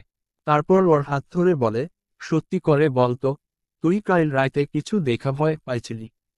হরিদ্রা এবার ঘুরে তাকায়। তারপর গম্ভীর মুখে বলে, দাদু, একটা সত্যি কথা আমাকে বলবে। এই জমিদার বাড়িতে কোনো রহস্য আছে? মানে ভয় পাবার কিছু আছে? বাসিরন উদাস গলায় বলে, তা কত কিছুই তো থাকে। জমিদারি তো আর সোজা পথে হয় না। কত কত ঘটনা ঘটে। হরিদ্রা চিন্তিত গলায় বলে, এই বংশে কোনো জমিদারের বউ নিয়ে কোনো ঘটনা আছে? যে আমার মতো ঝুমুর পরে হাঁটত। বাসিরন কেমন কেঁপে ওঠে। জোরে মাথা নেড়ে বলে, আমি কিছুই জানি না। তবে তুই সাবধানে থাকিস। বাসিরন আর বসে না, চলে যায়। হরিদ্রা ভাবতে বসে, এই জমিদার পরিবারের কোন রহস্য লুকিয়ে আছে। আর সেটা জানতে হলে ওকে এদের ইতিহাস সম্পর্কে জানতে হবে। তারও আগে জানতে হবে মি আর্ট গ্যালারিতে দেখা জমিদার বধূটা আসলে কে ছিল। কিন্তু সেটা জানা যাবে কি করে? হঠাৎ করে ওর বিন্দুর বয়ফ্রেন্ড তনয় চক্রবর্তীর কথা মনে হয়। দ্রুত মোবাইলটা হাতে নিয়ে বিন্দুকে ফোন দেয়। ওপাশ থেকে ফোন ধরেই বিন্দু উচ্ছ্বসিত গলায় বলে, কিরে দোস্ত, কোন খবর নাই কালকে থেকে? জমিদারের বউ হয়ে আমাদের মতো প্রজাদের ভুলে গেলি? হরিদ্রা ম্লান হাসে। তারপর বলে, শোন, একটা জরুরি কাজে তোকে ফোন দিয়েছি। তোর তনয় চক্রবর্তীকে আমার একটা কাজ করে দিতে বল। বিন্দু আগ্রহী গলায় বলে, কি কাজ বলতো? হরিদ্রা একটু সময় নেয়। তারপর লম্বা নিঃশ্বাস নিয়ে বলে, সেদিন আমি যে গ্যালারিতে অজ্ঞান হয়ে পড়ে গেলাম সেখানকার ছবিগুলো আমাকে মোবাইলে হোয়াটসঅ্যাপ করে দিতে পারবি? বিন্দু ঠোঁট কামড়ে বলে, আচ্ছা, আমি ওকে বলে দেখি। হরিদ্রা এবার জোর দিয়ে বলে, না, কোন দেখা দেখি নাই, এটা আমার লাগবেই। এবার বিন্দু সিরিয়াস হয়। ও আশ্বাস দিয়ে বলে, আচ্ছা, আমি তনয়কে জোর দিয়ে বলবো। ফোন রেখে এবার হরিদ্রা ভাবতে বসে। ঘটনা যেখান থেকে শুরু সেখানে থেকেই কোনো না কোনো সূত্র পাওয়া যাবেই। এই জমিদার বাড়ির রহস্য ঠিক মাটি খুঁড়ে বের করবেই। আজ সকালে ঘুম থেকে উঠেই হরিদ্রাটের পায়ে ক্ষুধা পেয়েছে। আরিয়ান আজ সকালেই ঘুম থেকে উঠে গেছে। ওকে নাকি একটু ঢাকা যেতে হবে। হরিদ্রা মন খারাপ করে ভাবে এই জমিদার বাড়িতে আর কতদিন বন্দি হয়ে থাকবে। আরিয়ান বিদায় নিতে রুমে ঢুকতেই ও আবদারের গলায় বলে, আমায় নিয়ে যাও না তোমার সাথে। এখানে একদম দমবন্ধ লাগছে। আরিয়ান সমবেদনার সুরে বলে, কিন্তু এখানে সব মিলিয়ে 2 সপ্তাহ থাকতে হবে তোমাকে। এটাই আমাদের রীতি। হরিদ্রার রাগ উঠে যায়। বিয়ের পর থেকে একটা কথা শুনতে শুনতে ওর কান পচে গেছে। ও উষ্মা নিয়ে বলে, জমিদারি নেই অথচ রীতি আছে। আচ্ছা, তুমি না আমেরিকা থেকে পড়াশোনা করে এসেছো, এসব রীতি তুমি মানো? আরিয়ান মাথা নাড়ে, না, মানি না তো। কিন্তু আম্মা মানেন, বাবাও। এখানে আমার কিছু করার নেই। হরিদ্রা কেটে কেটে বলে, তোমার কিছু করার নেই নাকি করার ইচ্ছে নেই? আরিয়ান গম্ভীর মুখে বলে, যেটা তুমি ভাবো। আমি যাচ্ছি। কথাটা বলে ও আর দাঁড়ায় না, বেরিয়ে যায়। হরিদ্রার ইচ্ছে হচ্ছে ওসব ছেড়ে ছুড়ে বাবার বাসায় চলে যায়। কাল রাতে আম্মুর সঙ্গে অনেক কথা হয়েছে। এখানে 14 দিন থাকতে হবে শুনে অবাক হয়েছেন। ওরা যে জমিদার বংশ এটা বাবা আম্মু কেউই জানত না। খুব অবাক হয়েছেন, আবার সেই সাথে খুশিও। বিশেষ করে আম্মু আগ্রহ নিয়ে অনেক কিছুই জানতে চেয়েছেন। ও শুধু সেদিনের গহনার কথাই বলেছে। রাতের যে ভীষণ একটা কিছু ঘটে গিয়েছিল সেটা আর বলেনি। আর বলবেই বাকি। ওটা হয়তো একটা দুঃস্বপ্নই ছিল। ডাক্তার ছেলেটা ভীষণ ভালো। সেদিন স্যালাইন খুলে দিতে এসে ওর সঙ্গে অনেক গল্প করেছে। ওকে বুঝিয়ে বলেছিল যে অমন করে দরজার জানালা বন্ধ করে না ঘুমাতে। আর বিশেষ করে অত ভারী গহনা পরে ঘুমালে নিঃশ্বাস নিতেও তো কষ্ট হবার কথা। হরিদ্রারও এখন তাই মনে হচ্ছে। সেদিনের ঘটনাটা অপ্রাকৃতিক কিছু ছিল না, বরং সেদিন রাতে না খাওয়া ছিল আর দরজা জানালাও সব বন্ধ ছিল, সেই সাথে অত ভারী গহনা। সব মিলিয়ে একটা দমবন্ধ অবস্থা হয়তো হয়েছিল। কিন্তু তারপরও মনের কোণে ছোট্ট একটা সন্দেহ রয়ে গেছে। বিকেলের দিকে বিন্দুর ফোন আসে। হরিদ্রার এবার মনে পড়ে ওর কাছে সেদিন আর্ট গ্যালারির ছবিগুলো চেয়েছিল। হরিদ্রা আজ ফোন ধরে উচ্ছল গলায় বলে, কি রে, কিছু খবর পেয়েছিস? বিন্দু উত্তেজিত গলায় বলে, পেয়েছি মানে? সব হাতের মুঠোয় এখন। ওই ছবিগুলো একজন শিল্পীরই আঁকা। ওনার নাম নৌশাদ করিম। আমি তোকে ওনার ফেসবুক অ্যাকাউন্টটা পাঠালাম, পাবলিক করা আছে। ওই পেজেই সেদিনের সব ছবি দেওয়া আছে। হরিদ্রা আন্তরিক গলায় বলে, থ্যাংক ইউ দোস্ত। তনয় ভাইয়াকে আমার পক্ষ থেকে থ্যাঙ্কস জানাস। বিন্দু কৃত্রিম অভিমানের গলায় বলে, কিন্তু তুই কবে আমাদের দাওয়াত দিবি? লামিয়া তো ছটফট করছে জমিদার বাড়ি দেখার জন্য। হরিদ্রা হাসে, আমার এখন কালরাত চলছে। জমিদারির রীতিনীতি পালন শেষে তোদের ডাকব। বিন্দু উচ্ছ্বসিত গলায় বলে, ওয়াও, জমিদার বাড়ির দাওয়াত পাবো। আমি আর লামিয়া আসবো অবশ্যই। আচ্ছা, আগামী মাসে কিন্তু মাস্টার্সের ভর্তি শুরু। তুই মাস্টার্স করবি না? হরিদ্রা জোর গলায় বলে, করব তো। আচ্ছা, এখন রাখছি, পরে কথা বলবো। ফোন রেখে হরিদ্রা আর কালক্ষেপণ করে না। দ্রুত ফেসবুকে লগ ইন করে। তারপর বিন্দুর পাঠানো লিঙ্কে ক্লিক করতেই নৌশাদ করিম নামের পেজটা স্ক্রিনে ভেসে ওঠে। সাদা দাড়িগোফে ভরা হাস্যোজ্জ্বল একটা মুখ, চোখ দুটো বুদ্ধিদীপ্ত। হরিদ্রা ধীরে ধীরে স্ক্রুল করে নিচে নামে। প্রাচীন সংস্কৃতির ছবি বেশি, পুরনো দালানকোঠা, স্থাপত্য, এগুলোর ছবি। একটু নিচে নামতেই থমকে যায়। সেই ছবিগুলো। হরিদ্রা টের পায়ে বুক ধুকপুক করছে। লম্বা একটা নিঃশ্বাস নিয়ে ছবিগুলো ক্লিক করে। প্রতিটি ছবির নিচে জমিদার বধূর নাম, কোন জমিদারি ছিল তার উল্লেখ করা। সাথে গহনার বিবরণ। হরিদ্রা একটা একটা করে ছবি দেখতে থাকে। সেদিন এগুলো দেখেছিল। দেখতে দেখতে শেষ ছবিটায় এসেও থামে। ছবিটা ক্লিক করে বড় করতেই পুরো স্ক্রিন জুড়ে ছবিটা ভেসে ওঠে। হরিদ্রা অপলক চেয়ে থাকে। সবুজ একটি বেনারসি শাড়ি, খোপায় কাঠালি চাপা ফুল, গলায় চন্দ্রহার। হরিদ্রা টের পায়ে ওর সারা শরীর কাঁপছে। এই সাজসজ্জা হুবহু ওর সেদিনের সাজসজ্জার মতো। আর গলার চন্দ্রহারটা যেন ওরই। ও দ্রুত নিচে নামটা পড়ে, গুলনাহার বেগম, পাবনার সুজানগরের বিখ্যাত জমিদার নওশের চৌধুরীর স্ত্রী। মাথাটা যেন ঘুরে ওঠে। সেদিন আর্ট গ্যালারিতে ওকে সাবধান করা ছবিটা এই রাজবাড়ির পূর্বপুরুষদের ছিল। আর এই শাড়ি, গহনা, এগুলো কি ওই জমিদার বধূ গুলনাহারেরই ছিল যেগুলো ও সেদিন পড়েছিল? আর ইনি কি সেজন্যই ওকে সেদিন আর্ট গ্যালারিতে সাবধান করেছিল? মাথাটা কেমন এলোমেলো হয়ে যায় হরিদ্রার। তার মানে ও যেমনটা ভাবছিল ব্যাপারটা তেমনই একটা অপ্রাকৃত ঘটনা। ভয়ের একটা ঠান্ডা স্রোত ওর পিঠ বেয়ে নেমে যায়। গুলনাহার বেগম ওর মতোই জমিদার বধূ ছিল। কোনোভাবে তার আত্মা ওর সঙ্গে যোগাযোগ করেছে, আর সেটা ওকে বাঁচানোর জন্য। তাহলে সত্যি কি ওর সামনে ভীষণ বিপদ? সেদিন রাতে কুসুম চৌধুরী সেই কাঠের বাক্সটা নিয়ে আসেন। হরিদ্রার খাটে বসে নরম গলায় বলেন, জানি তোমার খুব অসুবিধে হচ্ছে, কিন্তু কি করব, পুরনো সংস্কার ইচ্ছে করলেও ছেড়ে দেওয়া যায় না। এই টা দিন একটু কষ্ট করো, চন্দ্রহারটা পরে তারপর ঘুমিও। অন্য গহনা না পরলেও চলবে, আর একটা শাড়ি পরে নিও। হরিদ্রা রাগ করতে যেও করে না। এই চন্দ্রহার পরে আবার ঘুমানোর কথা ও ভাবতেও পারে না, কিন্তু এখন সেটা বললে তর্ক বেঁধে যাবে। তার চেয়ে শাশুড়ির কথা মেনে নেবে ও। এদের সঙ্গে ভালো সম্পর্ক রেখে আসল রহস্যটা জানতে হবে। হরিদ্রা হেসে বলে, না মা, কোনো সমস্যা নেই। আমি তো এখন জমিদার বধূ, এই পরিবারের অংশ। নিয়ম কঠিন হলেও মানতে হবে। আপনি গহনাটা রেখে যান, আমি শাড়ি পরেই ওটা পরব। কুসুম চৌধুরী খুব খুশি হন। ভেবেছিল মেয়েটা চ্যাটাং চ্যাটাং উত্তর দেবে। ওর গায়ে হাত বুলিয়ে বলে, লক্ষ্মী একটা মেয়ে তুমি। হরিদ্রা মাথা নিচু করে আলতো গলায় বলে, মা, বাসিরন দাদু কি আজ রাতে আমার সাথে থাকতে পারে? না মানে আমি বলছিলাম আমি ঘুমিয়ে পড়লে উনি না হয় চলে গেল। কুসুম থমকে তাকান, তারপর মাথা নেড়ে বলে, আচ্ছা ঠিক আছে, যদিও তোমার একাই থাকার নিয়ম। কুসুম চলে যেতেই হরিদ্রা বাঁকা চোখে তাকিয়ে থাকে। তারপর বাক্স থেকে চন্দ্রহারটা বের করে একবার তাকিয়ে দেখে। কি মনে হতে ফেসবুক থেকে গুলনাহারের গলার চন্দ্রহারটা মিলিয়ে দেখে, হুবহু একই রকম। হরিদ্রা উঠে দাঁড়ায়, চিন্তিত মুখে পায়চারি করতে করতে ভাবে এই গুলনাহার সম্পর্কে জানতেই হবে। সব রহস্য এখানেই লুকিয়ে আছে। এই সময় বাসিরন দাদু রুমে ঢোকে। মুখ গোমরা করে বলে, কি রে, তুই নাকি রাতে তোর সাথে থাকতে কইছিস? হরিদ্রার কাছে এসে এক হাতে জড়িয়ে ধরে বলে, কেন দাদু, তোমারও ভয় করে বুঝি? বাসিরন বিরক্তির গলায় বলে, ভয় তো করেই। কত কত পাপ আছে এই জমিদার বাড়িতে। হরিদ্রা এবার সুযোগ বুঝে বলে, কি কি পাপ, বলো তো। বাসিরন এবার সচেতন হয়।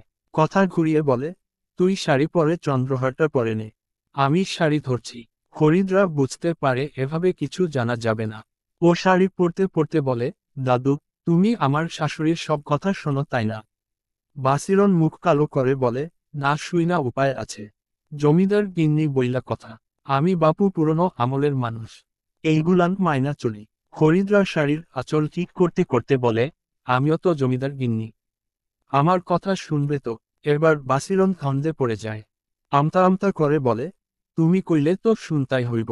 হরিদ্রা কিছুক্ষণ চেয়ে থাকে, তারপর কঠিন গলায় বলে, গুলনাহার বেগম সম্পর্কে তুমি কি জানো, আমাকে সব খুলে বলো। আমি জমিদার গিন্নি হিসেবে জানতে চাচ্ছি।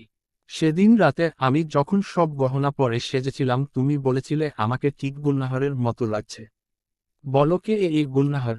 হরিদ্রার গলায় একটা কর্তৃত্বের সুর ছিল। বাসিরন কেমন কেঁপে ওঠে, শুকনো ঠোঁট ভিজিয়ে বলে, কে গুলনাহার বেগম? আমি চিনি না। হরিদ্রা ঝট করে মোবাইলটা খুলে ফেসবুক পেজ থেকে গুলনাহারের ছবিটা বের করে বাসিরনের সামনে বাড়িয়ে ধরে। তারপর তীব্র গলায় বলে, ভালো করে দেখো, একে চেনো কিনা। বাসিরন ঘোলাটে চোখে চেয়ে থাকে। ছবিটা ধীরে ধীরে পরিষ্কার হয়ে ফুটে ওঠে। অস্ফুটে বলে, গুলনাহার বেগম। হরিদ্রা এবার মোবাইলটা রেখে নরম গলায় বলে, দাদু, কে এই গুলনাহার বেগম? কি তার গল্প, সব আমাকে খুলে বলো, আমার জানতেই হবে। বাসিরন অসহায় গলায় বলে, কিন্তু এগুলো বলা যে আমার নিষেধ আছে। হরিদ্রা আকুল গলায় বলে, দাদু, তুমি জানো সেদিন রাতে আমার সঙ্গে কি হয়েছিল? আমি রাতে ঘুমিয়ে পড়েছিলাম। হঠাৎ করেই গলায় চন্দ্রহারটা চেপে বসতে থাকে।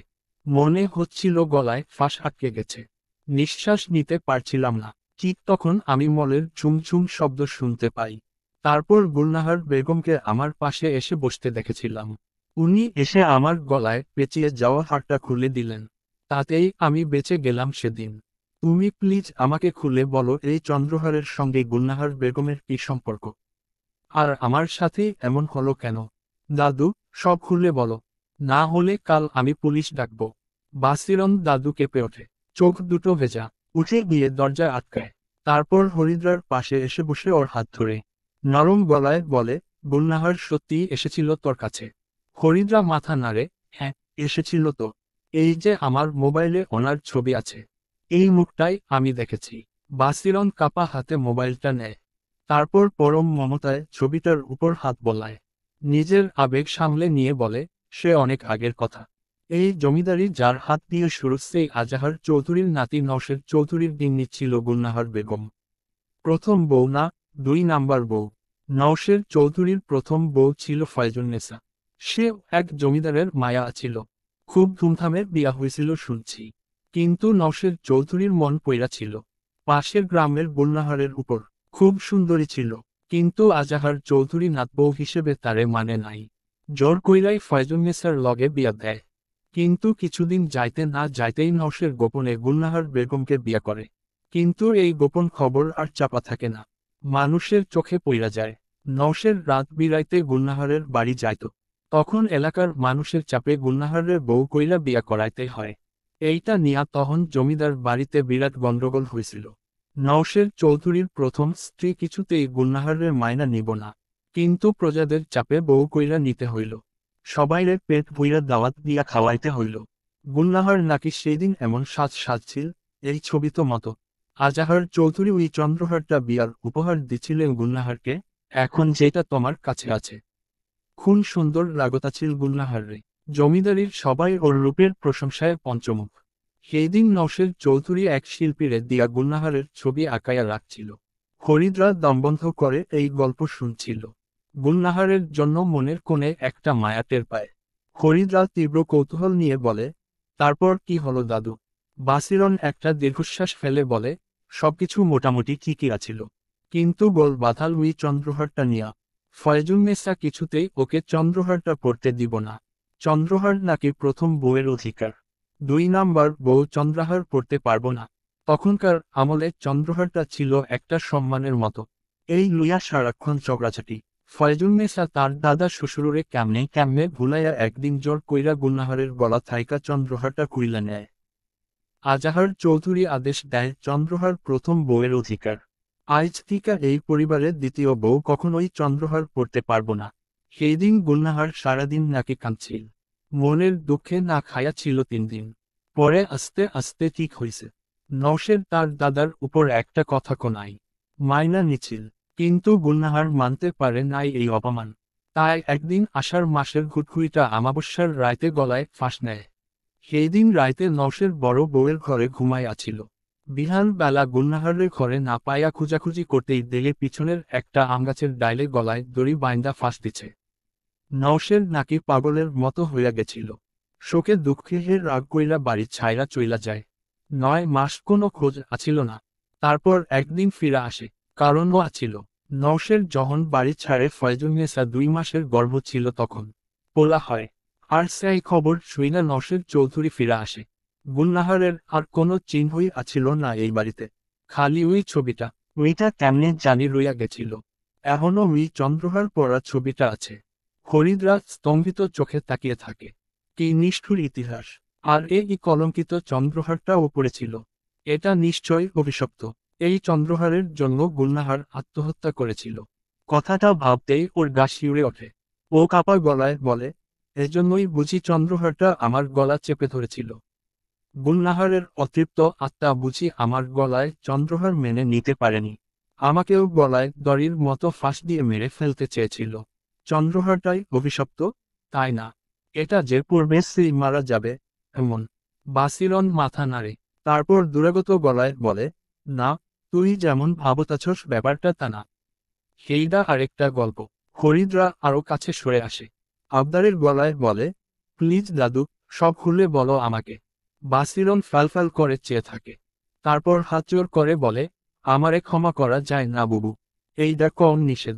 আমি কিছুতেই এই গল্পটা কইতে পারমু না। আমারে তুই ক্ষমা দে। হরিদ্রা টের পায় বুকের ভেতর আবার ধুকপুক করছে।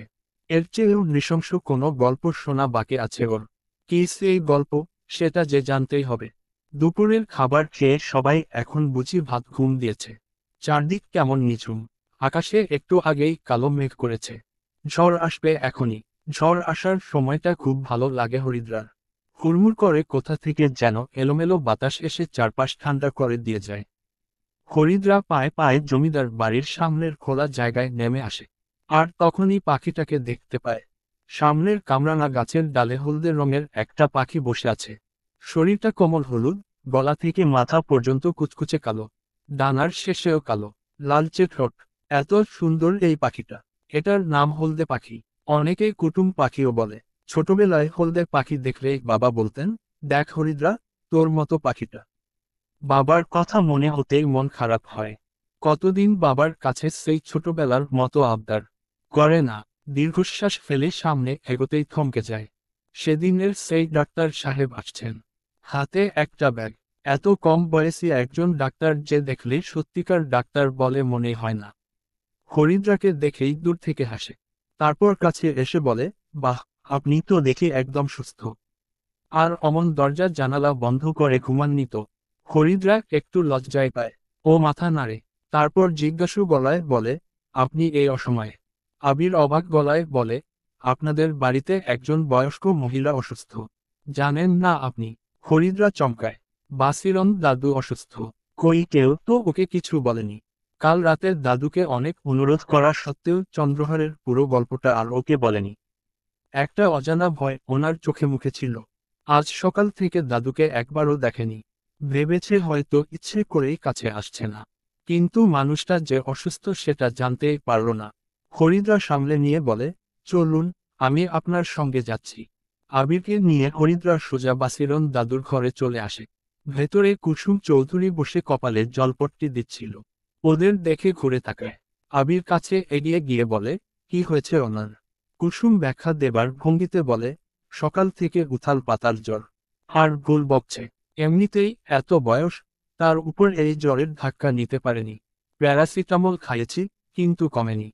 একটু দেখবেন। হরিদ্রার বুকটা মুচড়ে ওঠে। আহারে, জ্বরে অমন করে পড়ে আছে ও একটাবার খবর পেল না। অনুশোচনা ঘিরে ধরে।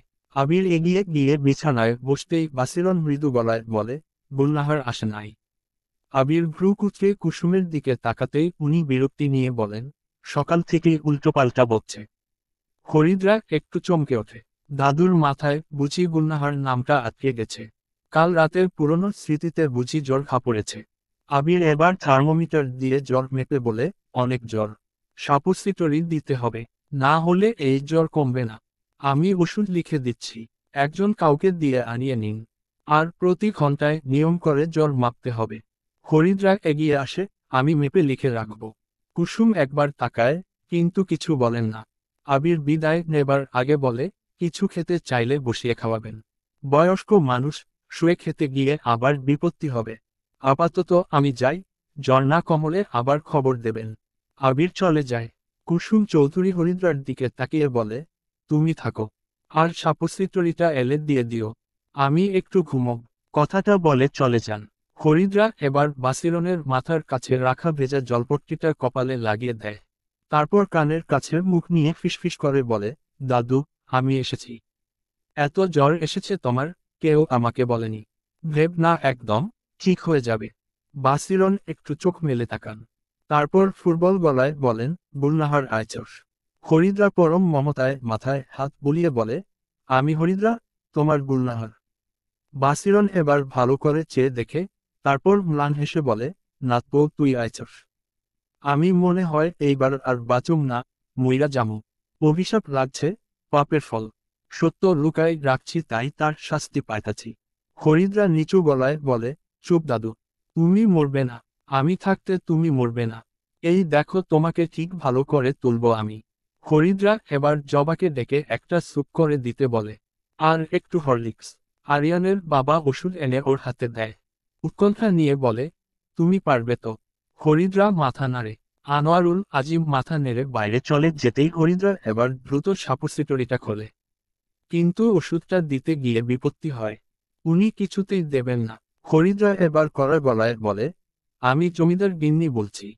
এভাবেই আপনার ওষুধ দিতে হবে। তুমি চোখ বন্ধ করে রাখো। বাসিরন অসহায় চোখে একবার তাকায়। তারপর ধীরে ধীরে চোখ বন্ধ করে। হরিদ্রা আর দেরি করে না। ওষুধটা দিয়ে হাত ধুয়ে আসে। বাসিরন চোখ খুলে পিটপিট করে তাকায়। তারপর লজ্জা পাওয়া গলায় বলে, নাতবউ তোর ঘৃণা লাগলো না? আমার জন্য এত করলি। হরিদ্রা আদরের ধমক দিয়ে বলে, চুপ করো এবার। একটু এভাবে আধা ঘন্টা শুয়ে থাকো, তারপর খাবে।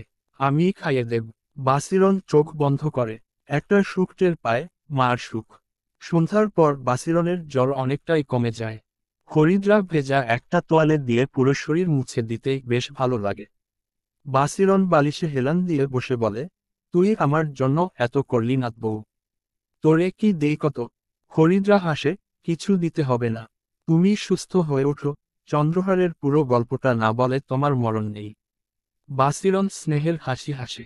সেদিন রাতে কুসুম চৌধুরী ওকে বাসিরনের ঘরে ঘুমানোর অনুমতি দেয়। কিন্তু শর্ত একটাই, চন্দ্রহার পরে ঘুমাতে হবে। হরিদ্রা মনে মনে হাসে। সেদিনের পরে এক রাতও যে ও হারটা পরে ঘুমায়নি সেটা উনি জানেন না। রাতে খাবার খেয়ে ঘুমানোর আয়োজন করে। হরিদ্রা আজ ইচ্ছে করে সেদিনের মতো সেজেছে। সবুজ শাড়িটার সাথে চন্দ্রহার পরে যখন বাসিরন বিবির সামনে দাঁড়ায় উনি কেঁপে ওঠেন। এক দৃষ্টিতে তাকিয়ে থাকেন। তারপর অস্ফুটে বলেন, তুই একদম গুলনাহারের মতো দেখতে। হরিদ্রা এবার কাছে এসে বসে। তারপর আবদারের গলায় বলে, দাদু, এবার বাকি গল্পটা বলো। বাসিরন কিছুক্ষণ চুপ করে থাকেন। তারপর নিচু গলায় বলেন, ভাবছিলাম কমুনা, কিন্তু আজ জানলাম তুই আমারে কত মায়া করস। তোরে সত্যটা না জানাইলে যে আমি পাপী হইয়া যামু। মরার আগে সত্যিটা তোরে আমি কমু, আইজি কমু। হরিদ্রার বুক টিপটিপ করতে থাকে। দ্রু নিঃশ্বাস পড়তে থাকে। নিজেকে সামলে নিতে লম্বা একটা নিঃশ্বাস নেয়। তারপর বলে, বলো দাদু, তুমি নির্ভয়ে সত্যটা বলো। বাসিরন নাক টেন শ্বাস নেন। একটু কেশে গলা পরিষ্কার করে বলা শুরু করেন, পোলার মুখ দেখা নশের খুব খুশি হয়েছিল। বংশের বাতি জ্বালাইব পোলা। তার প্রথম স্ত্রী ফয়জুন্নেসার উপর সমস্ত রাগ পানি হইয়া যায়। পুরা জমিদার বাড়িতে ধুমধাম কইরা অনুষ্ঠান হইল। পোলার নাম রাখল মোতাহার চৌধুরী। দিন দিন পোলা বড় হইতে লাগল। গুলনাহারের কথা ততদিনে সবাই ভুইলা গেছে। কিন্তু গুলনাহারে আবার সবাই মনে করছিল। আর সেইটা আইজ অবধি এই বংশের কেউ ভুলে নাই। হরিদ্রা এবার নড়েচড়ে বসে। গল্পের মূল আকর্ষণের জায়গায় চলে এসেছে এবার। বাসিরন একটু পানি খেয়ে গলা ভিজিয়ে নেয়।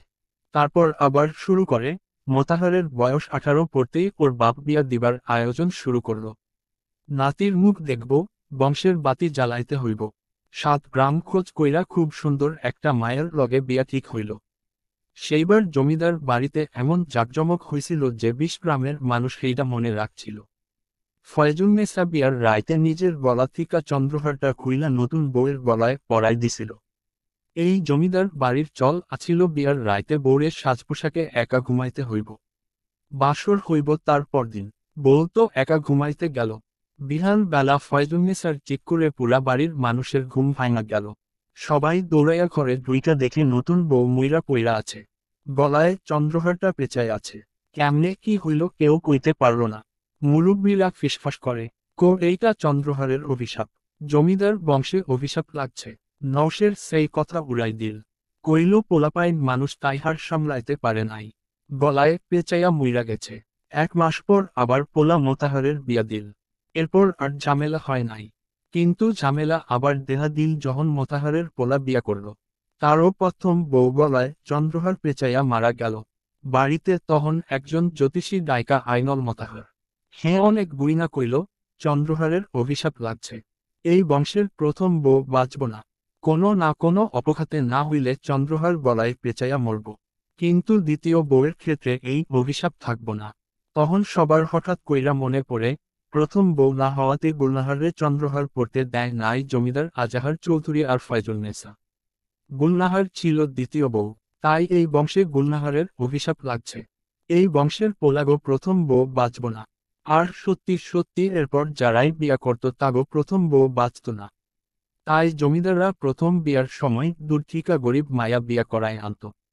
বিয়ার কয়দিন পর এই বউ মুইরা গেলে তখন ধুমধাম কইরা আবার বিয়া করত। এইটুকু বলে বাসিরন থামে। হরিদ্রা টের পায়ে ওর চোখ বেয়ে জল পড়ছে। অপমানের জল। এমন একটা গল্প শুনবে ও ঘুণাক্ষরেও ভাবতে পারেনি। এবার ও বুঝতে পেরেছে কেন আরিয়ানরা এত ধনী হওয়া সত্ত্বেও ওদের সঙ্গী সম্বন্ধ করেছে। আর কেনই বা এত বড়লোকের ছেলের বিয়েতে ধুমধাম করেনি। আর এখন ওকে এই জমিদার বাড়িতে নিয়ে আসা হয়েছে ওর মৃত্যু নিশ্চিত করতে। এজন্যই বুঝি ওকে চন্দ্রহার পরে একা ঘুমোতে বলেছে এতদিন। আর সেদিন সকালে জীবিত দেখে কুসুম চৌধুরী অবাক হয়েছিল। এতটুকু খুশি হয়নি। ওকে স্রেফ ব্যবহার করা হয়েছে ওদের ছেলের স্বার্থে। ক্ষোভে, দুঃখে, লজ্জায়, ঘৃণায় অমরে যেতে থাকে। ইচ্ছে করছে এই পুরো জমিদার বাড়ি আগুন দিয়ে জ্বালিয়ে দেয়। আর সেই আগুনে সবাইকে পুড়িয়ে মারে।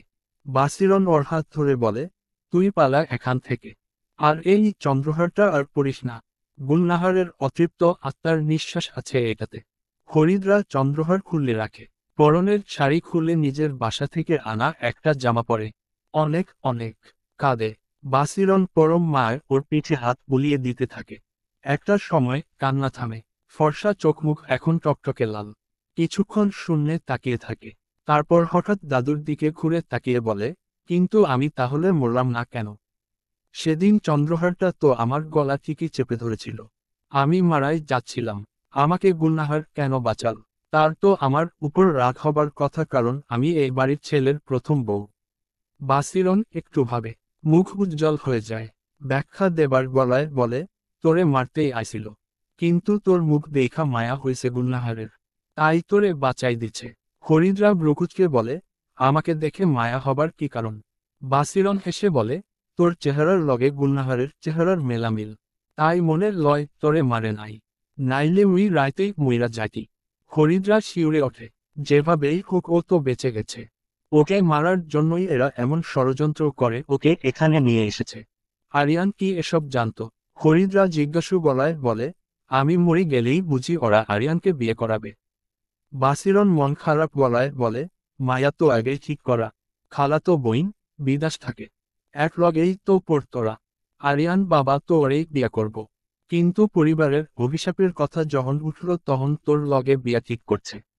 নিজের বোনের মায়ারে বাঁচানোর লাইগা এই বিয়া। হরিদ্রা তীব্র অপমানের কষাঘাত টের পায়। এবার ও বুঝতে পারে আরিয়ান কেন এখন পর্যন্ত বিয়ের পর একটা রাতও ওর সঙ্গে কাটায়নি। একটাবার হাত ধরেনি, চুমু খায়নি। একদিক দিয়ে ভালোই হয়েছে। না হলে নিজেকে অপবিত্র লাগত। আরিয়ানের প্রতি ও কৃতজ্ঞতা বোধ করে যে আরিয়ান জেংশনে ওর শরীরের অধিকার নিতে আসেনি। কিন্তু ওকে এরা এমন করে ঠকাল, নিচু করল। কি করবে ও? এখানে তো আর এক মুহূর্ত থাকবে না। বাবা মা জানলে ঠিক কতটা কষ্ট পেতে পারেন। হরিদ্রার চোখ জ্বালাপোড়া করে ওঠে। জীবনে এই প্রথম তীব্র অপমানের জ্বালায় জলেপুরে ছারখার হয়ে যেতে থাকে। আজকের সকালটা কেমন মন খারাপ করা। আকাশ মেঘলা, এখনো সূর্য ওঠেনি। হরিদ্রার কাল সারা রাত এক ফোঁটা ঘুম হয়নি। আম্মুকে রাতেই ফোন করেছিল আজ ঢাকায় আসছে। বারবার জিজ্ঞেস করছিল কি হয়েছে। ও শুধু বলেছে এসে বলবে। মাথাটা এখনো পাগল পাগল লাগছে। হরিদ্রা দ্রুত হাতে ব্যাগ গুছিয়ে নেয়। নিজের অল্প কিছু গহনা, কাপড়চোপড় একটা ব্যাগে গুছিয়ে নেয়। বাসিরন গালে হাত দিয়ে ওর ব্যাগ গোছানো দেখছিল। মন খারাপ গলায় বলে, তুই আর কোনোদিন এনে আসবি না, তাই না? হরিদ্রা কাছে আসে, এক হাতে জড়িয়ে বলে, না দাদু। কিন্তু তোমার কখনো কোনো অসুবিধে হলে আমায় ফোন দিও। আমি চেষ্টা করব কিছু করতে। বাসিরন বালিশের নিচে থেকে নিজের বাটন ফোনটা এগিয়ে দিয়ে বলে, তোর নাম্বারটা এনে লেখে দিয়ে যা। আমি যেন খুঁজলিই প্রথমে পায়া যাই। আর বাড়িতে যা একটা ফোন দিস, আমি চিন্তায় থাকব না। হরিদ্রা মাথা নাড়ে, তারপর উদ্বিগ্ন গলায় বলে, আমার তোমাকে নিয়ে চিন্তা হচ্ছে। যে সত্য তুমি বলে দিলে তার জন্য কুসুম চৌধুরী না তোমাকে বাড়ি থেকে বের করে দেয়? বাসিরন রাগী গলায় বলে, সেটা পারবিনি না। এই জমিদারিরই এক আনার অংশীদার আমি। তুই চিন্তা করিস না। স্বস্তির একটা নিঃশ্বাস ফেলে এবার ও বিদায় নেয়। দুই হাতে বাসিরনকে জড়িয়ে ধরে। দাদু ওকে ধরে কাঁদেন। হরিদ্রারও চোখ ভিজে যায়। এই মানুষটা সত্যিটা না বলে দিলে শুধু শুধু দেরি হয়ে যেত। ব্যাগ নিয়ে বের হতে গিয়ে বসবার ঘরে আনোয়ারুল আজিম চৌধুরী এবং কুসুম চৌধুরীর সঙ্গে দেখা হয়ে যায়। কুসুম অবাক গলায় বলে, তুমি কই যাচ্ছ এই সকালবেলা? হরিদ্রা লম্বা একটা নিঃশ্বাস নেয়। তারপর গম্ভীর মুখে বলে, ঢাকা যাচ্ছি, আমার বাবার বাড়িতে। কুসুম ভ্রুকুচকে বলে, কি? তোমাকে না বলেছি এই 2 সপ্তাহ কোথাও যেতে পারবে না? আরিয়ান জানে। কুসুম হাতের ব্যাগটা নামিয়ে রাখে। তারপর দুপা এগিয়ে এসে তীব্র গলায় বলে, তার কি জানার দরকার আছে? সে তো আমাকে নামমাত্র বিয়ে করেছে। আসল বিয়ে তো হবে আমি মরে যাবার পর। কিন্তু আফসোস, আপনাদের অভিশপ্ত চন্দ্রহার আমাকে মারতে পারেনি। আনোয়ারুল আজিম আর কুসুম জনেই চমকে ওঠেন। কুসুম তোতলানো গলায় বলেন, কী সব আজে বাজে কথা বলছো? আমরা তোমার মরার অপেক্ষা করব কেন? ফরিদরা আগুন চোখে তাকায়, তারপর কেটে কেটে বলে, আপনাদের জমিদার বাড়ির একটা অন্ধকার ইতিহাস আছে। গুলনাহার বেগমের চন্দ্রহার কেড়ে নেবার পর অভিশাপ লাগে। এই বংশে কারো প্রথম স্ত্রী বাঁচে নাই। এমনকি আপনিও এই পরিবারের দ্বিতীয় স্ত্রী। আমি সব জেনেছি। আমাকে আপনারা সব জেনে শুনে ওই অভিশাপে বলি দেবার জন্য আমাকে আরিয়ানের প্রথম পুত্রবধূ করেছেন। জানেন যে আমি বেশি দিন বাঁচব না। তাই সেদিন সকালে আমি যখন দরজা খুলছিলাম না আপনি খুশি হয়েছিলেন। কিন্তু পরে যখন দেখলেন আমি বেঁচে আছি তখন আপনার মুখ বেজার হয়ে গেল। আপনারা তো ক্রিমিনাল। পুলিশে যাওয়া উচিত আমার। কুসুম এবার উত্তেজিত গলায় বলে, তা যাও না পুলিশের কাছে। কে তোমার কথা বিশ্বাস করবে? ফরিদরা পরিহাসের হাসি হাসে, হ্যাঁ, এই কুসংস্কার কারো বিশ্বাসের কথা না। আপনাদের মতো কুসংস্কারচ্ছন্ন মানুষের জন্য কত নিরীহ মেয়ের জীবন গেছে কে জানে। তদন্ত করলে হয়তো দেখা যাবে আপনারাই প্রথম বউকে মেরে ফেলতেন। এবার ওদের দুজনের চোখে ভয় দেখা যায়। আনোয়ারুল আজিম হাতজোড় করে বলেন, তোমার সাথে সত্যি অন্যায় হয়েছে। তবে আমরা এমন কিছুই করিনি কখনো। কুসংস্কার হলেও অভিশাপটা সত্য। আমাদের বংশে এমন হয়ে এসেছে। তুমি আমাদের ক্ষমা করে দিও। ফরিদরা দাঁতের দাঁত চেপে বলে, আমার কাছে ক্ষমা চেয়ে কোনো লাভ নেই। আজকের পর থেকে আপনাদের সাথে আমার আর কোন যোগাযোগই থাকবে না। আমি ঢাকায় গিয়ে ডিভোর্স লেটার পাঠিয়ে দিব। আপনাদের ছেলেকে দ্বিতীয় বিয়ে করান এবং সুখে শান্তিতে বসবাস করুন। আর হ্যাঁ, আমার বিয়ের সমস্ত গহনা আমি বাসিরন দাদুকে বুঝিয়ে দিয়ে এসেছি। পারলে এখনই একবার মিলিয়ে দেখুন, পরে আবার বলবেন না আমি সাথে নিয়ে গেছি। শেষ কথায় কাজ হয়। কুসুম চৌধুরী দ্রুত বাসিরনের ওর রুমের দিকে যায়। একটু পর বেরিয়ে এসে গম্ভীর মুখে বলে, সব ঠিকঠাক আছে। তাহলে তুমি গিয়ে অবশ্যই ডিভোর্স লেটার পাঠিয়ে দিও। ফরিদরা একটা দীর্ঘশ্বাস ফেলে, কি নিষ্ঠুর এরা! কেমন করে ডিভোর্স লেটারের কথা বলল! একটা মেয়ের জীবন নষ্ট করেও বিন্দুমাত্র অনুতাপ নেই। পৃথিবীতে মানুষ এত স্বার্থপর হয় সেটা ও জীবন দিয়ে শিখল। আর সেটা খুব বেশি দাম দিয়ে ওকে শিখতে হলো। নিজেকে কেমন প্রতারিত মনে হচ্ছে। ওর জীবন বুঝি আর কখনো আগের মতো সুন্দর হবে না। ব্যাগটা হাতে নিয়ে বাড়ি থেকে বেরিয়ে আসে। সামনের আঙিনা পেরিয়ে একবার পেছনে ফিরে তাকায়। ভাঙা জমিদার বাড়িটা কেমন করুণ দেখাচ্ছে এখন। এই অভিশপ্ত বাড়ি থেকে যত দূরে থাকা যায় ততই মঙ্গল। একটা রিকশা নিয়ে বাজারে আসে। এখান থেকে সিএনজি করে পাবনা শহরে যেতে হবে। তারপর ঢাকা। ফরিদরা রিকশা ভাড়া চুকিয়ে এদিক ওদিক তাকাতেই একটা খালি সিএনজি দেখতে পায়। এগিয়ে গিয়ে জিজ্ঞেস করতেই কেউ পেছনে থেকে ওর নাম ধরে ডাকে। ফরিদরা চমকে ঘুরে তাকায়, দা আবির, কোথাও যাচ্ছেন বুঝি? তা আপনার গাড়ি কোথায়? আবির প্রশ্ন করে। ফরিদরা গম্ভীর মুখে বলে, গাড়ি নেই। আমি পাবনা শহর যাচ্ছি। আচ্ছা, ওখান থেকে এখন ঢাকার বাস পাওয়া যাবে তো? আবির মনে মনে সতর্ক হয়। নিশ্চয়ই শ্বশুর বাড়িতে কিছু একটা হয়েছে। এই দিনে ও এতটুকু বুঝেছে এই মেয়েটার উপর জমিদার বাড়ির লোকজন জোর করে কিছু রীতিনীতি চাপিয়ে দিয়েছে। না হলে অমন ভারী গহনা সাজ পোশাক পরে কেউ রাতে ঘুমোতে যায়? আবির মাথা নেড়ে বলে, হ্যাঁ, পাবেন তো। এখনই যাবেন পাবনা শহরে? আমিও যাচ্ছিলাম ওদিকে। চাইলে আপনাকে এগিয়ে দিতে পারি। আমার সাথে অফিসের গাড়ি আছে। ফরিদরা না করতে যেও রাজি হয়ে যায়। আবির আর প্রশ্ন করে না। মেয়েটা বাবার বাড়ি যেতে চাইছে, যাক। পুরো পথে আর কোনো কথা হয় না। আবির ইচ্ছে করেই কোনো প্রশ্ন করে না। মেয়েটাকে বিধ্বস্ত লাগছে। কেমন বিষণ্ণ চোখে গাড়ির জানালা দিয়ে বাইরে তাকিয়ে আছে। বাস স্ট্যান্ড পৌঁছাতে আধা ঘন্টার বেশি সময় লাগে না। আবির নিজে গিয়ে একটা এসি বাসের টিকিট কেটে আনে। তারপর ওর হাতে দিয়ে বলে, 20 মিনিট পরে ছাড়বে। ফরিদরা ব্যাগ থেকে 1000 টাকার একটা নোট বের করে দেয়। সংকুচিত গলায় বলে, কত লেগেছে? এতে হবে। আবির হেসে বলে, হয়ে যাবে। আপনি কেন হুট করে ঢাকায় চলে যাচ্ছেন সেটা জানতে চাইব না। তবে গিয়ে একবার জানাবেন ঠিকঠাক পৌঁছাতে পারলেন কিনা। ফরিদরা স্থির চোখে তাকায়, সেটা জানানো কি খুব জরুরি? আবির ছোট্ট করে নিঃশ্বাস ফেলে, আসলে আমি আপনাকে এই পর্যন্ত পৌঁছে দিলাম। সেটা একটু ঝুঁকি নিয়েই। এমনও তো হতে পারে জমিদার বাড়ি থেকে আপনি পালিয়ে চলে যাচ্ছেন। সেক্ষেত্রে আমারও একটা দায় থেকে যায়। এটা আমার ভিজিটিং কার্ড। ইচ্ছে হলে জানিয়েন। ভালো থাকবেন। আবির আর দাঁড়ায় না, হনহন করে চলে যায়। ফরিদরা আবিরের চলে যাওয়া পথের দিকে নির্নিমেষ তাকিয়ে থাকে। এটা দীর্ঘশ্বাস ফেলে ভাবে মানুষ কত রকমের হয়। এই পৃথিবীতে কুসুম চৌধুরীও আছে, আবার বাসিরন বিবিও আছে। আরিয়ানের মতো স্বার্থপর ছেলে আছে, আবার আবিরের মতো ভালো ছেলেও আছে। বাসে ওর সিটে উঠে বসে একটু পর বাস ছাড়তেই ও স্বস্তির নিঃশ্বাস ফেলে। শেষ পর্যন্ত ও নিজের বাড়ি ফিরে যাচ্ছে।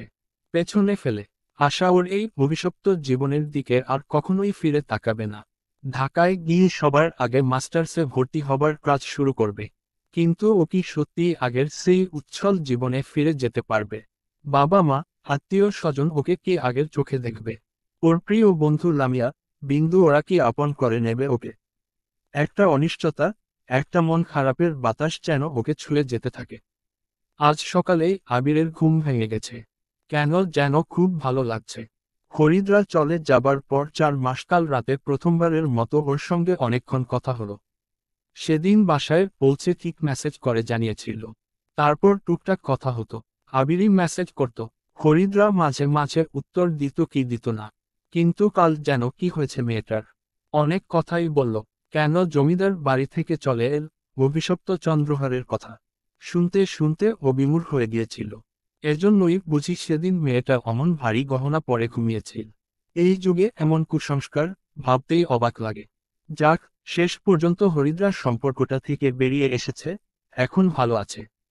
মাস্টার্স করছে। বলেছে ঢাকায় গেলে জানাতে। আবির গুনগুন করে গান গাইতে গাইতে শেভ করে। মুখ ধুয়ে টাওয়েল দিয়ে মুছতে যেতেই ফোনটা বাজে। ওর বুক চলকে ওঠে। হরিদ্রার ফোন না তো।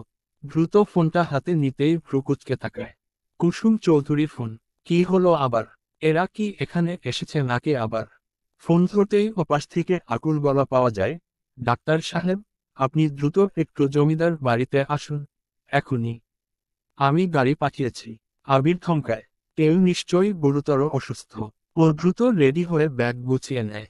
তারপর বাইরে বেরিয়ে ওদের গাড়িতে চেপে বসে। ড্রাইভারকে জিজ্ঞেস করে কে অসুস্থ। কিন্তু ড্রাইভার স্পষ্ট করে কিছু বলে না। আবির পৌঁছাতেই কুসুম চৌধুরী ওর হাত ধরে ভেতরের রুমে নিয়ে যায়। তারপর আকুল গলায় বলে, আমার ছেলের বউ ঘুম থেকে উঠছেই না। শরীরটা কেমন বরফের মতো ঠান্ডা। একটু দেখেন প্লিজ, ওর কি হয়েছে? আবির চমকায়। জমিদারের ছেলে আবার বিয়ে করেছে। এটা কি হরিদ্রা জানে? সেজন্যই বুঝি কাল অত কথা বলল ওর সাথে। আবির দ্রুত কাছে এগিয়ে যায়। লাল টুকটুকে বিয়ের শাড়ি পরা, সাথে ভারী গহনা। গলার দিকে তাকাতেই থমকে যায়। চন্দ্রহারটা কেমন পেঁচিয়ে আছে। ও হাতটা নিয়ে পালস দেখতেই থমকে যায়। এবার গলা থেকে স্টেথোস্কোপ বের করে বারবার পরীক্ষা করে দেখে। ধীরে ধীরে ওর মুখ গম্ভীর হয়ে যায়। ছোট্ট একটা নিঃশ্বাস ফেলে বলে, বেঁচে নেই উনি। আল্লাহ, এ কি হলো? কেন হলো? চন্দ্রহারের অভিশাপ তো ওর লাগার কথা না। আনোয়ার, আমার পিঙ্কি মা যে মরে গেছে। আরিয়ান, তুই কই? পিঙ্কি বেঁচে নেই। আমি আমার ছোট বোনটাকে কি জবাব দিব? কুসুম চৌধুরী বিলাপ করতে থাকেন। আরিয়ান রক্তশূন্য মুখে তাকিয়ে থাকে। কেন যেন আজ হরিদ্রার কথা মনে হচ্ছে খুব। ওর সঙ্গে ভীষণ অন্যায় করেছে ওরা। আবির বাইরে আসতেই পুলিশ অফিসার তরফদার আলীর সঙ্গে দেখা হয়ে যায়। হাসি মুখে বলে, কি অবস্থা ডাক্তার সাহেব? এইবারও কি বাইচা আছেন না ডেড? আবির করা চোখে তাকায়। তারপর গম্ভীর মুখে বলে, মারা গেছে। কমপক্ষে 6 ঘন্টা আগে। তরফদারের মুখে একটা দ্রুত হাসি দেখা যায়। শুরু করে জমিদার বাড়ির ভেতরে ঢুকে যায়। আবির হাঁটতে হাঁটতে হাসপাতালের ফিরে আসে। সকালে নাস্তা করা হয়নি। খুব ক্ষুধা পেয়েছে। একজন অ্যাটেন্ডেন্ট নাস্তা দিয়ে যায়। নাস্তা করে 1 কাপ চা হাতে নেয়। চায়ে চুমুক দিতে দিতে ভাবে, হরিদ্রাকে জানাবে ব্যাপারটা। হরিদ্রার সবে ইউনিভার্সিটি এসে পৌঁছেছে। লামিয়া, বিন্দু সহ সবাই ওকে আগের মতোই আপন করে নিয়েছে। বাবা মা ভীষণ কষ্ট পেয়েছিল, মামলা করতে চেয়েছিল। হরিদ্রাই না করেছে। যে অতীত ফেলে এসেছে সেটা আর ফিরিয়ে আনতে চায় না। না, আরিয়ান আর ফোন দেয়নি। হরিদ্রারও আর রুচি হয়নি এমন একটা ছেলের কাছে কৈফিয়ত চাইতে। ক্লাসের কাছে আসতেই আবিরের ফোন আসে। মুখে একটা হাসি খেলে যায়। ফোন ধরতেই ওপাশ থেকে আবিরের উদ্বিগ্ন গলা পাওয়া যায়, হরিদ্রা, জানি এখন আপনার ক্লাস শুরু হবে। কিন্তু আপনার সঙ্গে আমার খুব জরুরি একটা কথা ছিল। আবিরের গলায় কিছু একটা ছিল। হরিদ্রা সরে আসে, তারপর বলে, আচ্ছা ঠিক আছে বলুন, সমস্যা নেই। আবির চাপা গলায় বলে, আরিয়ান চৌধুরী যে আবার বিয়ে করেছে এটা জানতেন? বিয়ের খবরটা বাসিরন দাদু কয়েকদিন আগে দিয়েছিল। খবরটা পাবার পর একটু হলেও মন খারাপ হয়েছে। হরিদ্রা ছোট্ট একটা নিঃশ্বাস ফেলে বলে, হ্যাঁ আমি জানতাম। আবির এবার গম্ভীর মুখে বলে, আজ সকালে আরিয়ানের সেই নতুন বউ মারা গিয়েছে। আমাকে জমিদার বাড়ি থেকে ডেকেছিল। গিয়ে দেখি গলায় সেই চন্দ্রহারটা পেঁচানো। ঘুমের মধ্যেই মৃত্যু হয়েছে। হরিদ্রা চমকে ওঠে, সে কি? এটা তো হবার কথা নয়। যদিও কুসংস্কার, কিন্তু চন্দ্রহার তো দ্বিতীয় বউয়ের কোনো ক্ষতি করে না। আবির চিন্তিত গলায় বলে, কিন্তু এটাই হয়েছে। ইস, সেদিন তাহলে আপনিও মরে যেতে পারতেন। আবিরের গলায় একটা সত্যিকার মায়াটের পায়ে, যেটা হরিদ্রার খুব ভালো লাগে। কিন্তু আরিয়ানার দ্বিতীয় বউটা মারা গেল কেন? ফোন রেখে ও চিন্তিত মুখে ক্লাসে ঢোকে। সেদিন সারাটা সময় কিছুতেই ক্লাসে মন বসাতে পারে না। লামিয়া, বিন্দু মিলে অনেক হাসানোর চেষ্টা করে, কিন্তু ও কিছুতেই যেন আজ স্বাভাবিক হতে পারছে না। বিকেলবেলা বাসায় ফিরে নিজের বিছানায় শুয়ে পড়ে। তারপর কি মনে হতে হঠাৎ করে বাসিরন দাদুর মোবাইলে ফোন দেয়। অনেকক্ষণ পর ফোনটা ধরেন। হরিদা সালাম দিয়ে বলে, দাদু, এসব কি শুনলাম? আরিয়ানের নতুন বউ নাকি মারা গিয়েছে, আর সেটা চন্দ্রহার গলায় পেঁচিয়ে।